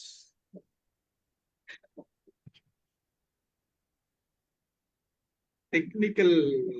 சார் ஏன் சார் நீங்க ஏதாவது மியூட் போட்டீங்களா? இல்ல சார், சத்தம் வந்தது. ஆமா. ஆனந்த் ஃப்ரெண்ட் வந்து அவர் மைக் ஆன் பண்ணிட்டு பேசிட்டு இருந்தாரு, அது டிஸ்டர்பன்ஸா இருந்தது. அதை ஆஃப் பண்ணும் போது இவருக்கு குறுக்க வந்துருச்சு. ஓ ஓகே வந்துட்டார். இப்ப வருதா? வருது. வந்துச்சு சார். வருது sir. Very good. So far so good. நான் பேசலாம்னு நினைக்கிறேன். இந்த மேல இருந்து ஒருத்தன் ராங் காட்டினே இருக்கிறான். அப்புறமா அவனை கண்டுக்கலாம் விடுங்க. சரி, இப்போதைக்கு sympathetic nervous systemங்கிறது there is a demand made upon you and immediately your body responds. அதுக்கப்புறம்னா இந்த அழுத புள்ள பால் குடிக்கும்னு சொல்லுவாங்க, புயலுக்கு பின்னே அமைதிம்பாங்க. அது மாதிரி பாராசிம்பத்தட்டிக் நர்வஸ் சிஸ்டம்னு ஒன்று வந்து காம்பன்சேட் பண்ணி திரும்பவும் உங்களை என்ன பண்ணிடும், சமனப்படுத்தி விடும், நார்மல்சி கொண்டு வந்துடும். மெடிடேஷன் மாதிரி ஏரியாவில் ஆட்டோமேட்டிக்காக பாராசிம்பத்தட்டிக் நர்வஸ் சிஸ்டம் ஒர்க் பண்ண ஆரம்பிச்சிடும். அப்புறம் சென்ட்ரல் நர்வஸ் சிஸ்டம்னு ஒன்று இருக்குது, அது பெரும்பாலும் இந்த தலைக்குள்ள இருக்குது. அப்புறமா இந்த போன்னு சொல்றோம்னா ஸ்பைனல் கார்டு, அது உள்ள இருக்கிறது பூரா சென்ட்ரல் நர்வஸ் சிஸ்டம் அப்படின்னு சொல்றது. நர்வஸ் சிஸ்டத்தோட ஒரு பகுதி மூளை, இன்னொரு பகுதி தண்டுவடத்துக்கு உள்ள இருக்கிற நரம்புகள். இதை தாண்டி மிச்சம் உடம்புல இருக்கிற அவ்வளவு சமாச்சாரம் எக்ஸ்ட்ரிமிட்டிஸ் போது லிம்ஸ்ன்னு சொல்லுவோம், மோட்டார்ன்னு சொல்லுவோம், 2 கை 2 கால் எக்ஸ்ட்ரிமிட்டிஸ்ன்னு சொல்லுவோம். இது எண்டு வரைக்கும் வர்றது எல்லாத்தையும் வந்து பெரிஃபரல் நர்வஸ் சிஸ்டம் சொல்லுவோம். பெரிஃபரின்னு சொன்னா ஊருக்கு வெளியில அவுட்டர்ல அப்படின்னு சொல்றோம் இல்லையா, அந்த மாதிரி. ஸோ சென்ட்ரல் நர்வஸ் சிஸ்டம்குள்ள ஒரு 12 மெட்டீரியல் உள்ள போகுது, அதுல 2 மெட்டீரியல் வெளியில வருது அப்படின்னு சொல்றாங்க. நர்வஸ் சிஸ்டம்ல நர்வ்ஸ் 12 நர்வ்ஸ் உள்ள போகுது, 2 வெளில வருதுன்னு சொல்றாங்க. அப்போ கண்ணுன்னு பார்த்தா கூட கண்ணு இங்கே இருந்தாலும் சும்மாவே இல்லை, கண்ணு சுத்துது. வாயின்னு சொன்னாலும் கூட உதடு அசையுது, அன்னம் ஒர்க் பண்ணுது, பல் ஒர்க் பண்ணுது, ஈறு ஒர்க் பண்ணுது, நாக்கு சுழலுது, எல்லாமும் சேர்ந்தா அதுலயும் மோட்டார் ஆக்டிவிட்டி இருக்குது. அப்போ இது அதுக்கப்புறமா போனுன்னு ஒண்ணு இருக்குது. ஆனா போனுக்கு உங்களுக்கு பிளட் சப்ளையும் வேணும், நர்வ் சப்ளையும் வேணும். நர்வ்ஸை கட் பண்ணி விட்டா அப்புறம் போன் இருந்து போன் ஃபங்க்ஷன் ஆகாது. போன் ஃபங்க்ஷன் ஆகிறதுக்கு இது ரெண்டும் தேவைப்படுது, நர்வ்ஸ் தேவைப்படுது. நர்வ்ஸ் டேமேஜ் ஆயிடுச்சுன்னா நாம பொம்மை மாதிரி ஆயிடுவோம். ஒரு இடத்துல உட்காந்துருப்போம், அதுக்கு மேல வேற ஒன்றும் செய்ய மாட்டோம், மற்ற மூமெண்ட்ஸ் எல்லாம் அடிபட்டு போயிடும். So activating the muscle is by nerves. எல்லா மசிலையும் நீங்க நகர்த்தணும்னா, எல்லா போனையும் நீங்க நகர்த்தணும்னா அந்த ஏரியால உங்களுக்கு நரம்பு மண்டலம் இருந்தே ஆக வேண்டும். அது தொடர்ச்சியாக செயல்பட்டு கொண்டிருக்க வேண்டும். அது சென்சேஷனையும் கொடுக்குது, எனர்வேஷனையும் கொடுக்குதுன்னு சொல்றாங்க. சென்சேஷன் சொன்னா அந்த கண்ணு பாக்குது, காது கேட்குது, என்ன வாய் சுவைக்குது அப்படிங்கிற மாதிரி. அப்புறம் எனர்வேஷன் அதுக்கு சக்தி ஆற்றலும் கொடுக்கிறது, அதையும் சேர்த்து இது கொடுக்குது. அப்புறம் மண்டை ஓட்டுக்குள்ள இந்த 12 இருக்குது. அதுல கிரேனியல் அப்படின்னு ஒரு செய்தி ஒன்று இருக்குது. அப்புறம் ஸ்பைனல் ஃபார் எக்ஸ்ட்ரிமிட்டிஸ் சொல்றாங்க. இதுல 2 nerve goes into the brain, 10 nerves come out of the brain. 2 உள்ள போகுது சப்ளை, 10 நர்வ் சப்ளை இதுல இருந்து மூளையில இருந்து வெளியில வருது. எலக்ட்ரிக்கல் கண்டக்ஷன் ஒன்று இருக்குது, கேபிள் நெட்வொர்க்கு அப்படின்னு ஒன்று இருக்குது. இந்த கேபிள் நெட்வொர்க்கு நம்ம டிவிக்கு இதுக்கெல்லாம் சொல்றோம்ல, டெலிஃபோனுக்கு, அந்த மாதிரி கேபிள் நெட்வொர்க் பிரெயின்ல இருந்து வருது. ஸோ வெர்டிக்கல் கட்டுன்னு ஒன்று இருக்குது, கரோனல் கட்டுன்னு 2 மாதிரி கட் பண்றாங்க. நேரா நடுவு தலையில வச்சு ஸ்ட்ரைட்டா வெட்டி எடுத்தா ஒன்று வெர்டிக்கல் கட்டு, இல்லைன்னா இப்படி இந்த காதுக்கு பக்கத்துல ஒரு கட் பண்ணி எடுத்தோம்னா ஹரிசாண்டல் கட்டு. ஸோ இந்த மாதிரி 2 கட் பண்ணி அந்த மூளையை காமிக்கிறாங்க. அந்த மூளையில என்னென்ன இருக்குதுன்னு சொல்றாங்க. தாலமஸ் அப்படின்னு ஒன்று இருக்குது, centre of the brain. All senses, எல்லா சென்ஸும் அதுக்குள்ள போகுது. இந்த காது கேட்கற ஸ்மெல்லு மட்டும் அதுக்குள்ள போகலன்னு தனியா அதுக்கப்புறம் பிரிச்சு சொல்றாங்க. அப்புறம் இது இந்த அதுல டச் இருந்ததுனாலும் சரி, சாப்பிட்டாலும் சரி, என்ன பண்ணாலும் உடனே இம்மீடியட்டா தாலமஸ்க்கு போயிருது. அதுதான் சென்ட்ரல் ஏரியா. அது வாங்கி மற்ற மூளையில மற்ற இடங்களுக்கு அது கொடுக்குது. ஆனா முதல்ல இதுதான் வாங்கிக்குது. ஸ்மெல் மட்டும் இதுல வரல அப்படின்னு சொல்றாங்க. அதுக்கப்புறம் ஸ்மெல் எடுக்கிற போது இந்த ஆல்ஃபாக்டரி பல்புன்னு உள்ள ஒண்ணு இருக்குது. இது வந்து நம்ம காட்டுல இருந்த காலகட்டங்களில் அந்த ஆதிவாசியாக இருந்தோம் இல்லையா, ஹோமினிட்டு அப்படின்னு நிறைய இருக்குது இல்லையா, அந்த ஞானத்தால் மனிதெல்லாம் படிச்சிருப்போம்ல, அந்த மாதிரி ஒரு 10-12 வெரைட்டி ஒரு யுவல் நோவா ஹராரி சொல்லுவாரு. அந்த மாதிரி பார்க்குற போது அப்போ காட்டுல இருக்கிற போது ஸ்மெல் நமக்கு ரொம்ப முக்கியமா இருந்தது. அந்த நுகர்தலின் மூலமாக அந்த ஸ்மெல் என்ன, அந்த அதை வந்து நாற்றம்னு சொல்லுவாங்க, அது வந்து மனம் அப்படின்னு சொல்லுவாங்க, நறுமணம்னு சொல்லுவாங்க. அது வந்து புலியோடது மனம் என்னன்னு தெரியணும், முயலோடது என்னன்னு தெரியணும், பசுவோடது என்னன்னு தெரியணும், ஆடு மான் என்னன்னு தெரியணும், சிங்கம் எதுன்னு தெரியணும். புலியோட வாசனை வேற, சிங்கத்தோட வாசனை வேற, சிறுத்தையோட வாசனை வேற அப்படிங்கறத அந்த காட்டுமராண்டி கண்டுபிடிச்சு வச்சோம்னா, ஏன்னா அவன் சர்வைவல் டிபெண்ட் ஆனிட்டு. அதே நேரத்தில் அவனுக்கு சாப்பாடு வேணும். சர்வைவல்னா இவன் அது சாப்பிடக்கூடாது, இவன் சாப்பிடணும் இல்ல. அப்ப இவனுக்கு முயல் எதுன்னு தெரியணும், மான் எதுன்னு தெரியணும், ஆடு எதுன்னு தெரியணும். அப்பதான் இவனால அதை போய் அடிக்கவும் முடியும். எல்லாமே ஹண்டர் கேதரர் தான். முதல்ல நம்ம பேரு ஹண்டரு, ஹண்ட் பண்ண முடியாதவன்லாம் கேதரர்ங்கிறவன் அது செடியிலையோ மரத்துலயோ இருக்கிறத பிடிங்கி சாப்பிட்டவன், ஏறி எடுத்து சாப்பிட்டவன் கேதரர்னு பேரு. ஹண்டரா இருக்கிற போது நமக்கு இதெல்லாம் நல்லா தான் ஒர்க் பண்ணிட்டு இருந்துச்சு. ஆனா இப்ப இந்த கான்கிரீட் ஜங்கிளுக்கு வந்ததுக்கு அப்புறமா தேவைப்படல, நாம் இதை விட்டுட்டோம். அதனால இது மட்டும் என்ன பண்ணும்னா டைரக்டா உடனே இம்மீடியட் ரியாக்ட் பண்ணிடும். ஸ்மெல் அப்போ சிறுத்தையோ புலியோ பார்த்தோம்னா ஸ்மெல்லு தெரிஞ்ச உடனே சர்வைவலுக்கு அமிக்டாலா உடனே இம்மீடியட் ரியாக்ட் பண்ணியே ஆகணும். அமிக்டாலாங்கிறது டேஞ்சர்னா என்னன்னு சொல்லும், இமோஷனல் ஆங்கிள் பார்த்துக்கும், நம்மளை காப்பாற்றுறதுக்கு ஃபைட் ஆர் ஃப்ளைட் ரெஸ்பான்ஸ்ன்னு சொல்லும். அதுக்கப்புறம் கூட ஃப்ளைட் ரெஸ்பான்ஸ் ரைட் ரெஸ்பான்ஸ் எல்லாம் இப்போ சேர்த்துக்கிறோம்னு வச்சுக்கோங்களேன். இதெல்லாம் ஹான்ஸ் செல்லியர் அப்படிங்கிற ஒருத்தர் இனிஷியலா சொன்ன செய்திகள். அதனால ஒன்ஸ் நம்ம ஸ்மெல் ரொம்ப நல்லா வச்சிருந்தோம். ஆனா இந்த கொரோனா மாதிரியோ கோல்டு மாதிரியோ காய்ச்சல் மாதிரியோ ஏதோ ஒண்ணு வந்ததுன்னா இல்ல சைனஸ் சொல்ற மாதிரி இந்த இடத்துல அடிபட்டா நமக்கு அந்த ஸ்மெல்லு போயிடும். ஸ்மெல்லு போச்சுன்னா நமக்கு இன்ஃபெக்ஷன் இருக்குதுன்னு அர்த்தம், இல்ல வேற ஏதோ அன்வான்ட் மெட்டீரியல் உள்ள வந்துக்குதுன்னு அர்த்தம் அப்படின்னு கண்டுபிடிக்கிறதுக்கு இது உதவுது. சப்ஸ்டன்ஸ் அபியூஸ்ன்னு சொல்றாங்க. சப்ஸ்டன்ஸ்னா இது முதல்ல ட்ரக் அபியூஸ்ன்னு சொல்லிட்டு இருந்தாங்க. ட்ரக்ங்கிற பேர் தப்புங்கிறத எடுத்து சப்ஸ்டன்ஸ் பேர் வச்சிருக்கிறோம். சப்ஸ்டன்ஸ் அபியூஸ் பண்ணாலும் உங்களுக்கு இது போயிடும். அந்த காலத்துல மூக்குப்பொடி போடுறவங்க இருப்பாங்க, இல்லைன்னா இந்த வெத்தலைப்பாக்கு டொபாக்கோலாம் சாப்பிட்றவங்க இருப்பாங்க. இந்த மாதிரிலாம் இருந்ததுன்னா இந்த மவுத் ஏரியாவும் நோஸ் ஏரியாவும் அடிபடுற போது, அதனால தான் என்ட் டாக்டர்னு ஒன்று சேர்த்து வச்சுக்கிறோம். இயர்ஸ் நோஸ் இதெல்லாம் சேர்த்து வச்சு, அதனால இந்த என்ட் டாக்டர் கண்டுபிடிக்கிற ஏரியா இது. அதே மாதிரி அரோமா தெரப்பின்னு ஒன்று இருக்குதுன்னு சொல்றாங்க. ரோசஸோ கேண்டில்ஸோ ஜாஸ்மைனோ இதெல்லாம் பார்த்தா என்னென்ன ஸ்மெல்லுன்னு நமக்கு தெரியும். சில விதமான குறைபாடுகளுக்கு இல்ல தேவைகளுக்கு இந்த அரோமா தெரப்பின்னுட்டு இங்க ரோஸ் வச்சீங்கன்னா உங்களுக்கு மகிழ்ச்சி வரும், இல்ல ஜாஸ்மைன் வச்சா உங்களுக்கு குதூகலமாக இருக்கும் அப்படின்னு சொல்றாங்க. அதுல டிப்ரெஷன்ல இருந்து வெளியில வர்றதுக்கு இந்த அரோமா தெரப்பி உதவுது அப்படின்னு சொன்னாங்க. அதுக்கப்புறம் ஆப்டிக் நர்வ்னு ஒண்ணு இருக்குது. அந்த ஆப்டிக் நர்வு வாங்கி ஒரு சில நர்வ்ஸ் என்ன பண்ணுது, வாங்கி நேரா உள்ள கொடுக்குது. ஒரு சில நர்வ்ஸ் வாங்கி இந்த பக்கம் ரிவர்ஸ் பண்ணி இன்னொரு பிரெயினுக்கு கொடுக்குது. இந்த பக்கம் லெஃப்ட்ல வாங்கினீங்கன்னா அதுல பாதி கற்றைகள் வாங்கி நேரா உள்ள கொடுக்கும், இன்னொரு பாதி இப்படி வாங்கி நோஸுக்கு பக்கத்துல இது இந்த பக்கம் கட் பண்ணி இது இப்படி கொடுத்தோம். அதனால நீங்க லெஃப்டையும் ரைட்டையும் ஒன்னா சேர்த்து பார்க்கணும் அப்படிங்கிறதுக்காக அந்த கற்றைகள் நர்வ்ஸ் சொல்றோம்ல, அதுல ஒரு 4 நர்வு இங்க இருந்து நேரா போகும், ஒரு 4 நர்வு கிராஸ் பண்ணி இந்த பக்கம் போகும். இதுல 8 இருக்குதுன்னா அதுல 4 நர்வு ரைட் ஐ வாங்குறது நேரா பிரெயினுக்கு போகும், ஒரு 4 வாங்கி இந்த பக்கம் கிராஸ் ஓவர் பண்ணி அந்த பக்கம் போகும். இதன் மூலமாக உங்களால ஒட்டுமொத்தமான அந்த ஸ்டீரியோபோனிக் சவுண்டு அந்த மாதிரி பைனாகுலர் விஷன் சொல்றோம்ல அந்த விஷனும் கிடைக்கும். ஏதோ ஒரு இடம் அடிபட்டதுன்னா இன்னொன்னு காம்பன்சேட் பண்றதுக்கும் இது உதவும் அப்படின்னு சொல்லியிருந்தாங்க. அதுவும் நல்லா இருந்தது. சேஃப்டி மெக்கானிசம் சொன்னாங்க. அதுக்கப்புறம் கிரே அப்படின்னு ஒரு கலர், இந்த சிமெண்ட் கலர்னு சொல்றோம் இல்லையா, அந்த மாதிரி ஒரு கலர் எடுத்தா அதுல 256 விதமான கிரே இருக்குது அப்படின்னாங்க. எனக்கு தெரிஞ்சு டார்க் கிரே தெரியும், ஒரு லைட் கிரே தெரியும் வச்சுங்களேன். வீட்டுல நிறைய கிச்சன்ல சோஃபா செட்லாம் கிரே வாங்கி போட்டிருக்கிறேன், சரியா. ஆனா 256 ஷேடு அது காட்டு மராட்டிகளுக்கு மட்டும்தான் தெரியும்.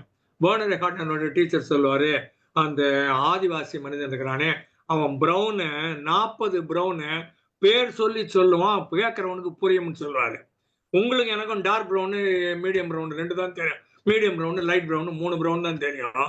ஆனா by name 40 different browns tribal man can inform to the other person. The other man will very rightly understand as to what exactly he means அப்படிங்கிறது அவனுக்கு புரியும். ஆனா நம்ம தான் காட்டு விட்டு வந்துட்டோம்ல, அதனால நமக்கு எல்லாம் போயிடுச்சு, ஸ்மெல்லும் போயிடுச்சு அப்படின்னு சொன்னாங்க. அதே மாதிரி அம்மாவோட ஷேப்பை ரெக்கக்னைஸ் பண்றதுக்கு அதுக்கு ஒரு 3 மாசம் ஆகுது. அதுக்கப்புறம் தான் அது சிரிக்கிற போது இது அம்மான்னு தெரிஞ்சு அப்புறம் சிரிக்க ஆரம்பிக்குது, அம்மாவை புரிஞ்சுக்க ஆரம்பிக்குது அப்படின்னு சொன்னாங்க. அந்த ஃபேஸ் ரிகரேஷன், சரியா. அதுக்கப்புறம் கண்ணுல எங்கன்னா அடிபட்டதுன்னா அது மூளைக்கு எப்படி போய் அந்த மெசேஜ் போகுது அப்படிங்கிற மாதிரி ஒன்று சொல்லியிருந்தாங்க. ஜீப்ரா ஃபிஷ்னு ஒரு ஃபிஷ் டிஃபரெண்டா இருக்குதுன்னாங்க. சீலாகாந்த்னு ஒன்று எனக்கு தெரியும், அது ஒரு அருமையான ஃபிஷ். அது ஒரு 65 மில்லியன் வருஷத்துக்கு முன்னால டைனாசரோட அழிஞ்சு போயிடுச்சுன்னு சொன்னாங்க. சீலகாந்த்னு பேர் இதுக்கு, COELACANTH, சீலகாந்த்னு பேரு. 65 மில்லியன் வருஷம் முன்னால அழிஞ்சிடுச்சுன்னாங்க. அதை ஒரு 10 வருஷம் முன்னால ஒரு சயின்டிஸ்ட் பார்த்து அப்படின்னு வியந்து பாக்குறாரு. இவ்வளவு பெரிய அதிசயம் நான் பார்த்ததே இல்லைன்னு சொல்றாரு அவரு. அந்த மாதிரி பாக்குற போது ஜீப்ரா ஃபிஷ் அதுக்காட்ட பர்டிகுலர் பாயிண்ட் ஆஃப் டைம் அதுக்கு கண்ணு போயிருது, ரெட்டினா போயிருது. ஒரு 15 நாள் கழிச்சு திரும்பவும் அது புது ரெட்டினாவை உருவாக்கிருது அப்படின்னு கண்டுபிடிக்கிற போது இது என்ன மெக்கானிசத்தை வச்சு இது போகுது, என்ன மெக்கானிசத்தை வச்சு இது ரீக்ரியேட் பண்ணுது அப்படின்னு பார்த்து இதை மாடல் பண்றது எப்படி, மிமிக் பண்றது எப்படி, இமிட்டேட் பண்றது எப்படி, காப்பி பண்றது எப்படி, ஜெராக்ஸ் அடிக்கிறது எப்படின்னு இப்போ சயின்டிஸ்ட் ஜெனட்டிக் கோடெல்லாம் படிச்சுன்னு உட்காந்துருக்குறாங்க. கிடைச்சதுன்னா நல்லா இருக்கும், அப்போ நம்ம கண்ணு முடிச்சு மாற்றக்கூடிய வாய்ப்புகள் நமக்கு இருக்குது அப்படின்னு சொல்லியிருந்தாங்க. அதனால இந்த மாதிரி ஏராளமான செய்திகள் அவர்கள் சொல்லியிருக்கிறார்கள். ஒரு அருமையான டாக் அது. அவங்க 10 விதமான 11 12ன்னு வச்சுக்கோங்களேன், 12 நர்வ்ஸ் பத்தி பேசியிருக்கிறாங்க. பட் பை அண்ட் லார்ஜ் அவங்க சொல்ற போது ஒரு ஓவரால் பிக்சர் நமக்கு 5 சென்ஸ் கிடைக்குது, இந்தந்த மாதிரி இது ஆப்ரேட் ஆகுது அப்படின்னு தெரியுது. முதலே அவங்க இன்ட்ரோல சொல்றாங்க, டு தி எக்ஸ்டென்ட் பாசிபிள் நான் இதை ரொம்ப எளிய தமிழ்ல சிம்பிளிஃபை பண்ணி எல்லாருக்கும் புரியுற மாதிரி நான் இந்த டாபிக்கை சொல்லணும்னு நினைக்கிறேன் அப்படின்னு சொன்னாங்க. ரொம்ப எளிமையான தமிழ்ல ரொம்ப அழகாக சொல்லியிருந்தாங்க. அதனால அவங்களுக்கு பாராட்டு. சரியா? அதுக்கு அடுத்த டாபிக் வந்து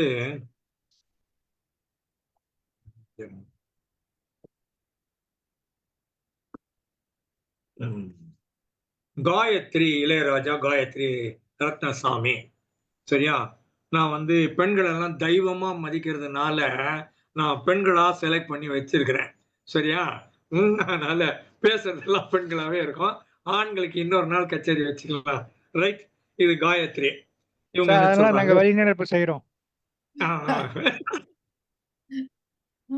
வழிமொழிகிறோம்னு சொல்லுவீங்கன்னு பார்த்தேன் நானு. சரியா? ஸ்டார் டஸ்ட், நீங்களும் நானும் நட்சத்திர தூள். இது இன்னமும் நமக்கு கிளியரா சயின்ஸ் இதுக்கான ஆன்சர் இன்னும் கண்டுபிடிக்கலன்னு வச்சுக்கோங்களேன். இது இந்த பூமி உருண்டையிலிருந்தே உயிர் அப்படின்னு ஒண்ணு உருவாச்சா, இல்ல பூமி எம்டியாவே காலங்காலமா கடந்து 14.6 பில்லியன் இயர்ஸ் சொல்றாங்கல்ல, அதுல இது காலங்காலமா இப்படியே கடந்து வேற எங்கேயோ ஒரு நட்சத்திரம் ஒண்ணு வெடிச்சு வெள்ளைக்குள்ளன்னு சொல்லுவாங்க, ஒயிட் ட்வார்ஃப்ம்பாங்க, சந்திரசேகர் லிமிட்னு சொல்லுவாங்க. இதுக்கு மேல அதால சுருங்க முடியாதுன்னு சொல்ற போது படால்னு வச்சிடும். அது வச்சு எல்லா இடத்துலயும் குத்து உலா கொட்டுன்னு வச்சுக்கோங்களேன். அந்த மாதிரி கொட்டின தூள்ல எங்கேயோ ஒரு உயிர் சத்து அப்படின்னு ஒண்ணு இருந்து ஒரு மூலக்கூறு, மாலிக்யூல், டிஎன்ஏ, குரோமோசோம், அந்த மாதிரி ஏதோ ஒரு ஜெனட்டிக் மெட்டீரியல் இருந்து அது வந்து பூமியில விழுந்து அது எப்படியோ இங்க இருக்கிற மினரல்ஸ் எல்லாம் எடுத்து வச்சுட்டு அது ஒன்னா சேர்த்து உயிரை உருவாக்கி இருக்க கூடும் அப்படின்னு நினைக்கிறாங்க. அதனால நீங்களும் நானும் நட்சத்திர தூள் அப்படிங்கிறது உண்மையாக இருக்கக்கூடும். அதுக்கப்புறம் பான்ஜியா அப்படின்னு சொல்றாங்க, PANGEA, பான்ஜியா. பான்ஜியான்னா 7 கண்டம்னு இப்ப சொல்றோம் இல்லையா, இல்ல இந்த 5 கண்டம் முதல்ல சொன்னோம்னு வச்சுக்கோங்களேன். இது அந்த பக்கம் அமெரிக்கா, அதுக்கப்புறம் ஐரோப்பா, அதுக்கப்புறம் ஆப்பிரிக்கா, அதுக்கப்புறம் ஆசியா, அப்புறம் ஆஸ்திரேலியா, அப்புறம் இன்னும் 2 சேர்த்தாங்க போல இருக்குது. என்ன 7 கண்டங்கள் சொல்றது. 7 வந்து ஒன்னா சேர்த்து கொண்டாந்து இறுக்கி போட்டு எல்லா தண்ணியும் நவுத்தி விட்டுட்டு இது மட்டும் நிலத்தெல்லாம் சாலிட் மெட்டல் ஒன்னா கொண்டாந்தீங்கன்னா ஒரு ரவுண்டா ஒன்று அழகா ஆயிடும். ஒட்டுமொத்தமா ஒரு பிக்சர் ஒன்று கிடைச்சிடும். ஜிக்ஸா பசில் சொல்லுவோம் இல்லையா, குழந்தைகளுக்கு கொடுப்பாங்க. ஒரு படத்தை ஒன்று வச்சு அதை பிட்டா கோணமானன்னு கட் பண்ணி வச்சிருப்பாங்க. அதை கொண்டாந்து எந்த கலரு, எந்த இடத்துல மூக்கு வரும், எந்த இடத்துல வயிறு வரும், எந்த இடத்துல கால் கட்டை வரல் வரும் அப்படின்னு கண்டுபிடிச்சு அதை அடுக்கிறத ஜிக்ஸா பசில் சொல்லுவாங்க. அந்த மாதிரி பார்க்குற போது இந்த 7 கான்டினென்ட்டையும் ஒன்னா கொண்டாந்து சேர்த்தீங்கன்னா எல்லாம் கரெக்டா ஒன்னோட ஒன்று ஒட்டிரும்னு வச்சுக்கோங்களேன். அதனால அதை வந்து 7 கான்டினென்ட்டும் ஒன்னா இருக்கிறத பான்ஜியா அப்படின்னு சொல்றாங்க. Map of the continent, all will come together, water around இல்லையா, இந்த கான்டினென்ட்டை சுத்தி நம்ம இந்த ஓஷன் சொல்றோம், சீன் சொல்றோம் இல்லையா, இது எல்லாத்துக்கும் வந்து பாந்தலசா அப்படின்னு பேர். PANTHALASSA, பாந்தலசா. பான்ஜியாவும் பாந்தலசாவும் புட் டுகெதர், இதுக்கு பேரு பூமி. ஜியாலஜி இங்க இருந்து ஆரம்பிக்குது. கிளிம்சஸ் ஆஃப் ஜியாலஜி அப்படின்னு சொல்றாங்க. இது முதல்ல எல்லாமே ரஃபா, ராக்கியா, ரக்கடா, ஆர்லியே ராம மாதிரியே இருந்ததுன்னு சொல்றாங்க. என்ன இனிஷியல் சர்ஃபேஸ் அப்படின்னு ஒண்ணு இருக்குது. அந்த சர்ஃபேஸ் நம்ம மேல இருக்க மேலோட்டமா இப்ப நம்ம பாக்குற பூமி இதுதான் எர்த்து, இதுதான் நிலம் அப்படின்னு நான் நினைச்சுக்கிறேன். ஆனா இதுக்குள்ள சமதளம்னு ஒண்ணு இருக்குது. இது வந்து கிரஸ்ட், இது சாலிடு. இந்த நிலம்ங்கிறது உறுதியானது, இறுகி போனது அப்படிங்கிறதுனால இதை மண்ணுன்னு சொல்றோம், இல்ல ராக்குன்னு சொல்றோம். இந்த மாதிரி இருக்கிறது வந்து சாலிடு. இதுக்கு உள்ளுக்குள்ள போனீங்கன்னா மேண்டில் அப்படின்னு ஒண்ணு இருக்குது. இது வந்து கிரஸ்ட்ங்கிறாங்க, CRUST, கிரஸ்ட். அதுக்கப்புறம் உள்ள இன்னும் டீப் இன்சைடு உள்ள போனா மேண்டில், MANTLE, மேண்டில். இந்த ராஜாவுக்கு போடுறது கூட எங்கேயோ மேண்டில்னு வரும்னு நினைக்கிறேன். ஏன்னா இது கிரஸ்டுக்கு உள்ள இருக்கிறது மேண்டில். மேண்டிலுக்கும் உள்ள போனீங்கன்னா கோர், CORE கோர் அப்படின்னு ஒன்று இருக்குது. இந்த மூணும் சேர்ந்தது ஒட்டு மொத்தமா அது கனெக்ட் பண்ற இடத்துல பாஞ்சியாவும் அது கூட சேர்ந்து வர்ற போது பேந்தலஸாவும் வருது. அப்புறம் இந்த மேண்டில் வந்து உள்ள இருக்கிற மேண்டில் வந்து செமி சாலிடாக இருக்கும். ஏன்னா இது வந்து சூடாகவும் இருக்கும், கொதிக்கும் அப்படின்றாங்க மேண்டில்.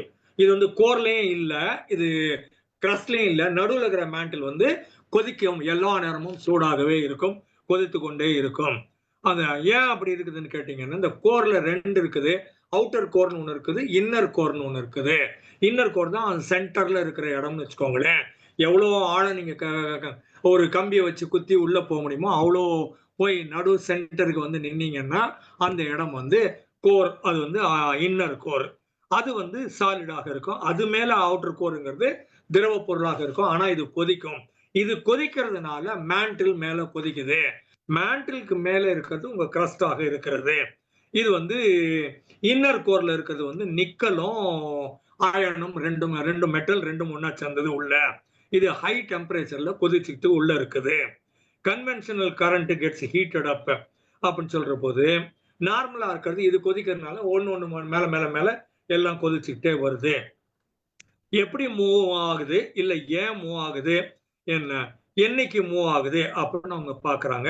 அந்த மாதிரி பாக்குற போது இந்த பாஞ்சியாங்கிறது இட் கீப்ஸ் மூவிங் அப்படின்னு சொன்னாங்க. பாஞ்சியான்னு இந்த 7 கான்டினென்ட் ஒன்னாந்துன்னு சொன்னோம் இல்லையா, கீழே இருந்து கொதிச்சு வர்ற போது கொதிக்கிறதுலாம் ஹீட் ஆகும், ஹீட் ஆனா எக்ஸ்பேண்ட் ஆகும், எக்ஸ்பேண்ட் ஆனா கிராக் ஆகும், கிராக் ஆச்சுன்னா வெளியில போவோம், வெளியில போற போது தண்ணி இங்க நடுவில் வந்து சேரும்.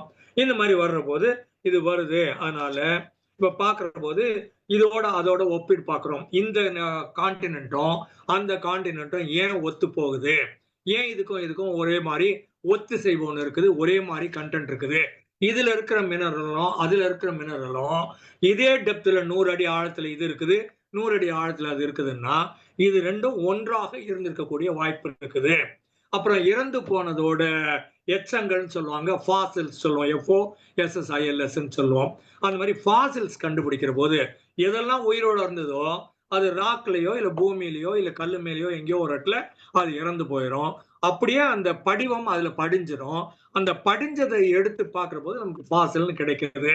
அந்த ஃபாசில் மூலமாக கார்பன் 14 டேட்டிங்னு சொல்லுவோம். அந்த மாதிரி ஒரு டேட்டிங் பண்ணி இது இத்தனை வருஷத்துக்கு முன்னால இருந்தது, உயிரோட இருக்கிறதுக்கெல்லாம் ஒரு லெவல் கார்பன் இருக்குதுன்னு அர்த்தம். 5680 வருஷமா ஏதோ ஒரு கணக்கு சொல்றாங்க. அத்தனை வருஷம் ஆச்சுன்னா இறந்து போய் அந்த ஃபாசில் பார்க்கிற போது அதுல நார்மலா இது உயிரோட இருந்தா இதுக்குள்ள 100 கார்பன் இருக்கணும் அப்படின்னு ஒரு கணக்கு வச்சுக்கோங்களேன்.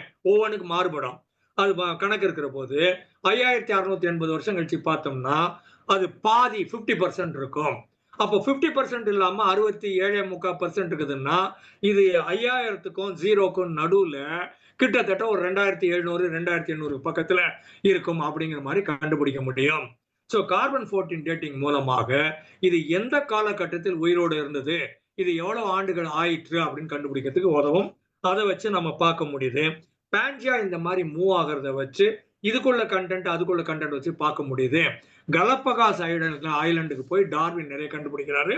அதே மாதிரி இத்தாலியில மலைத்தொடர்னு ஒண்ணு இருக்குது. அந்த மலைத்தொடர் பார்க்கிறாரு, கடலுக்குள்ள அதே மலை இருக்குது. அந்த தரையில ஒரு 200 கிலோமீட்டருக்கு மலை பார்க்கிறாரு. அது கடலுக்குள்ள போனீங்கன்னா அதே மலை அதே கண்டென்ட்டோட ஆழத்துல 100 அடி 50 அடி ஆழத்துல அதே மாதிரி மலைத்தொடர் உள்ள இருக்குது அப்படின்னு பாக்குற போது இது எல்லாமும் மேல இருந்திருக்கணும், அப்புறமா ஒரு நேரத்துல உள்ளுக்குள்ள விழுந்திருக்கணும் அப்படின்னு கண்டுபிடிக்கிறாங்க. சரியா? அதனால இதன் மூலமாக நம்ம பார்க்கிறோம். இதுல ராக்கு ஃபாசில் வச்சு ஏஜ் கண்டுபிடிக்கிறோம். அப்புறம் டெக்டானிக் பிளேட்னு கேள்விப்பட்டிருப்போம். இந்த சுனாமில வருது இல்லையா, 7 பிளேட் இருக்குது. 7 பிளேட்னா 7 தகடு இல்ல 7 தட்டுன்னு வச்சுக்கோங்களேன். அந்த தட்டு என்ன பண்ணும்னா ஆடிக்கிட்டே இருக்கும். ஏன்னா கீழே கொதிக்குது இல்ல, அது மேல தண்ணி வேற மிதக்குது இல்ல, இதுக்கு நடுவுல தண்ணிக்கும் கொதிக்கிறதுக்கு நடுவுல இது இருக்கிற போது எப்படியோ இது அசைகிற போது ஒன்னோட ஒண்ணு இடிச்சுக்கவும் பாக்குது. இந்த சமயங்கள்ல விரிஞ்சு போகுது. அப்ப உள்ள இருந்து வெளியில உள்ள கடல் ஆழத்துல இருந்த போது உள்ள இருக்கிறதெல்லாம் இந்த கேப் கிடைச்ச உடனே எல்லாம் வெளியில பீறிட்டு கொண்டு வெளியில வருது. அந்த மாதிரி வர்றது நிலத்துல இருந்ததுன்னா எர்த்குவேக்கா இருக்குது, இல்லைன்னா வல்கனோவா இருக்குது. இந்த மாதிரி உள்ள வர்றபோது டெக்டோனிக் பிளேட்டு ஒன்னோட ஒண்ணு இப்படி இடிக்கும். இல்லைன்னா ஒண்ணு சப்டியூடுன்னு கீழே போகும், ஒண்ணு மேல போகும். இல்லைன்னா இது கீழே போகும், அது மேல போகும். அப்புறம் கொஞ்சம் ஆடும். இந்த மாதிரி வர்றதை நம்ம எர்த்குவேக்னு சொல்றோம். இவ்வளவு ஆழத்தில் ரிக்டர் ஸ்கேல்ல அந்த மாதிரி ஒரு கணக்கு போடுறோம். அதுல 6.0 வந்ததுன்னா அது டேஞ்சர் ஜோன் ஆரம்பிக்குதுன்னு அர்த்தம். அதுக்கு முன்னாலேயே விளைவுகள் இருக்கும், ஆனா மேனேஜபிள் லெவல்ல இருக்கும். Anything beyond 6.0 is definitely dangerous. 7, 8ன்னா இன்னும் அதிகமான டேஞ்சர் இருக்குது அப்படின்னு அர்த்தம். ஸோ இந்த மாதிரி வர்ற போது பாறைகள் உள்ள இருந்து வருது பார்க்குறோம், ராக் ஃபார்மேஷன்லாம் நடக்குது. அப்போ இதுல 3 டைப் ராக் அப்படின்னு இவங்க சொல்றாங்க. இக்னியஸ் ராக்குன்னு ஒண்ணு, அதுக்கப்புறமா இது வந்து அக்னி பாறைகள் அப்படிங்கிறாங்க. செடிமெண்டேஷன் ராக்ஸ் படிவ பாறைகள் அப்படிங்கிறாங்க. அப்புறம் மெட்டமார்பிக் ராக்ஸ் உருமாறிய பாறைகள் அப்படிங்கிறாங்க. ஸோ அக்னி பாறைகள்னு ஒண்ணு உள்ளுக்குள்ள இருந்து வருது. அப்புறம் ஒண்ணு மேல ஒண்ணு படிகிற போது அது படிவ பாறைகள் ஆகுது. சிலது மிக்ஸ் அடிச்சு இதுவும் அதுவும் கலந்து போறது உருமாறிய பாறைகள் ஆகுது. இப்போ உள்ள இருந்து மாக்மான்னு ஒண்ணு வருது, அது கூல் டவுன் ஆகுது. அது கூல் டவுன் ஆனதுக்கு அப்புறம் அது இம்மீடியட்டா கூல் டவுன் ஆகுறதுலாம் கிறிஸ்டல் அப்படிங்கிற மாதிரி மாறுது. அது இப்ப நம்ம காஸ்ட்லின்னு சொல்லிட்டு இருக்கிறோம். இந்த கார்பனே வேற மாதிரி அழுத்தத்தின் காரணமாக மாறி டைமண்டா மாறுது அப்படின்னு சொல்றாங்க. இது திரும்ப திரும்ப ராக்கோட எரோஷன் அப்படின்னுட்டு அது எப்படி அதன் மேலமா அது மேல பனி விழுது, அது மேல மழை விழுது, அது மேல தண்ணி வருது, தண்ணி தொடர்ந்தாற் போல ஓடுது, அது மரம் செடி கொடி வருது. இந்த மாதிரி பலதும் அந்த ராக் மேல ஆக்ட் பண்ணிட்டே இருக்கிறதுனால இந்த ராக் மாறிக்கிட்டே இருக்குது. எல்லா பாறைகளும் மாறிக்கொண்டே இருக்கின்றன. தண்ணி வர்ற போது அந்த ராக் மேல போகுது, இல்லைன்னா ராக்கை உடைக்குது, இல்லைன்னா ராக்கை உருட்டி விட்டுருது, எங்க கீழே தள்ள முடியுமோ அங்க தள்ளி விட்டுருது. அந்த மாதிரி பாக்குற போது பல ராக்கு மலையோட ஒரு பகுதியா இருக்குது, அதுக்கப்புறமா உடைஞ்சு விழுது, அதுக்கப்புறம் கார்னர் எட்ஜ் எல்லாம் மாறுது.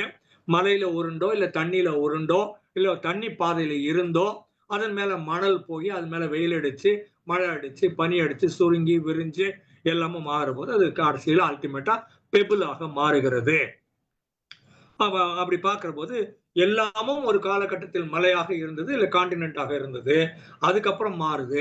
அப்புறமா பல்வேறு விதமான அழுத்தங்கள் கொடுக்கிற போது அவங்க பேப்பர் சொல்றாங்க. ஒரு பேப்பரை இப்படி மடிச்சிங்கன்னா அந்த பேப்பர் வந்து மடங்கி மேல போகுது இல்லையா, கூம்பு மாதிரி. அந்த மாதிரி பல்வேறு விதமாக வர்ற போத வந்து மடிப்பு மலைகள் சொல்லிட்டு ஹிமாலயாஸ் அது மாதிரி ஒண்ணு ஆப்பிரிக்காவோட ஒரு பகுதியாக இருந்தது. அங்கிருந்து சிப் உடஞ்சி இந்த பக்கம் வெளில வந்தது. இங்க போய் இங்க இந்த ஆசியா கண்டம் இங்க சொல்ற இடத்துல ஆப்பிரிக்கா கண்டத்துல இருந்து ஆசியா கண்டத்துல போய் மோதுது. மோதி இன்னமும் நகர்ந்துகிட்டே இருக்குது. அந்த மாதிரி நகர்ற போது நிறைய நிறைய நிறைய மடிப்புகள் வந்து மடிப்பு மலைகள் உருவாகின்றன அப்படின்னு சொல்றாங்க. அப்புறம் டைமண்ட் பற்றி சொன்ன கார்பன் டேட்டிங் சொல்லிட்டேன். இந்த மாதிரிலாம் பார்க்குற போது சுனாமி வரதுக்கான காரணங்கள் இதுன்னு சொல்றாங்க, டெக்டானிக் பிளேட் சொல்றாங்க, வல்கனோ இதெல்லாம் சொல்றாங்க. அப்போ பார்க்குற போது நாம இருக்கிற பூமி ஏதோ ஒரு காலகட்டத்தில் ஒன்றாக இருந்தது, வெடித்து சிதறியது, இல்லை தண்ணியால சிதறியது, உள்ள இருக்கிற ஹீட்டால சிதறியது, மாறுச்சு, இன்னமும் ஆடிக்கிட்டே தான் இருக்குது அப்படின்னு சொல்றாங்க. எல்லாமும் டார்வின் சொன்ன மாதிரி ஒரே இடத்துல இருந்து வந்தவங்க தான், இந்த பூமியில இருந்து வந்தவங்க தான். அதுக்கப்புறம் ஜாதியும் கிடையாது, மதமும் கிடையாது, எல்லாமும் மனிதர்கள் தான், எல்லாமும் உறவினர்கள் தான், எல்லாமும் ஒரே ட்ரீல இருந்து வந்தவங்க. வேற வேற பிரான்ச்சு, வேற வேற கனிகள், காய்கள், மலர்கள், பூக்கள், அவ்வளவுதான் அப்படின்னு சொல்றாங்க. ரொம்ப அழகாக பேசியிருந்தாங்க, எனக்கு ரொம்ப பிடிச்சிருந்துச்சு. அது இங்கே நிறைவு செய்கிறேன். நன்றி, வணக்கம். அதுல ஒரு கைத்தட்டலாம்.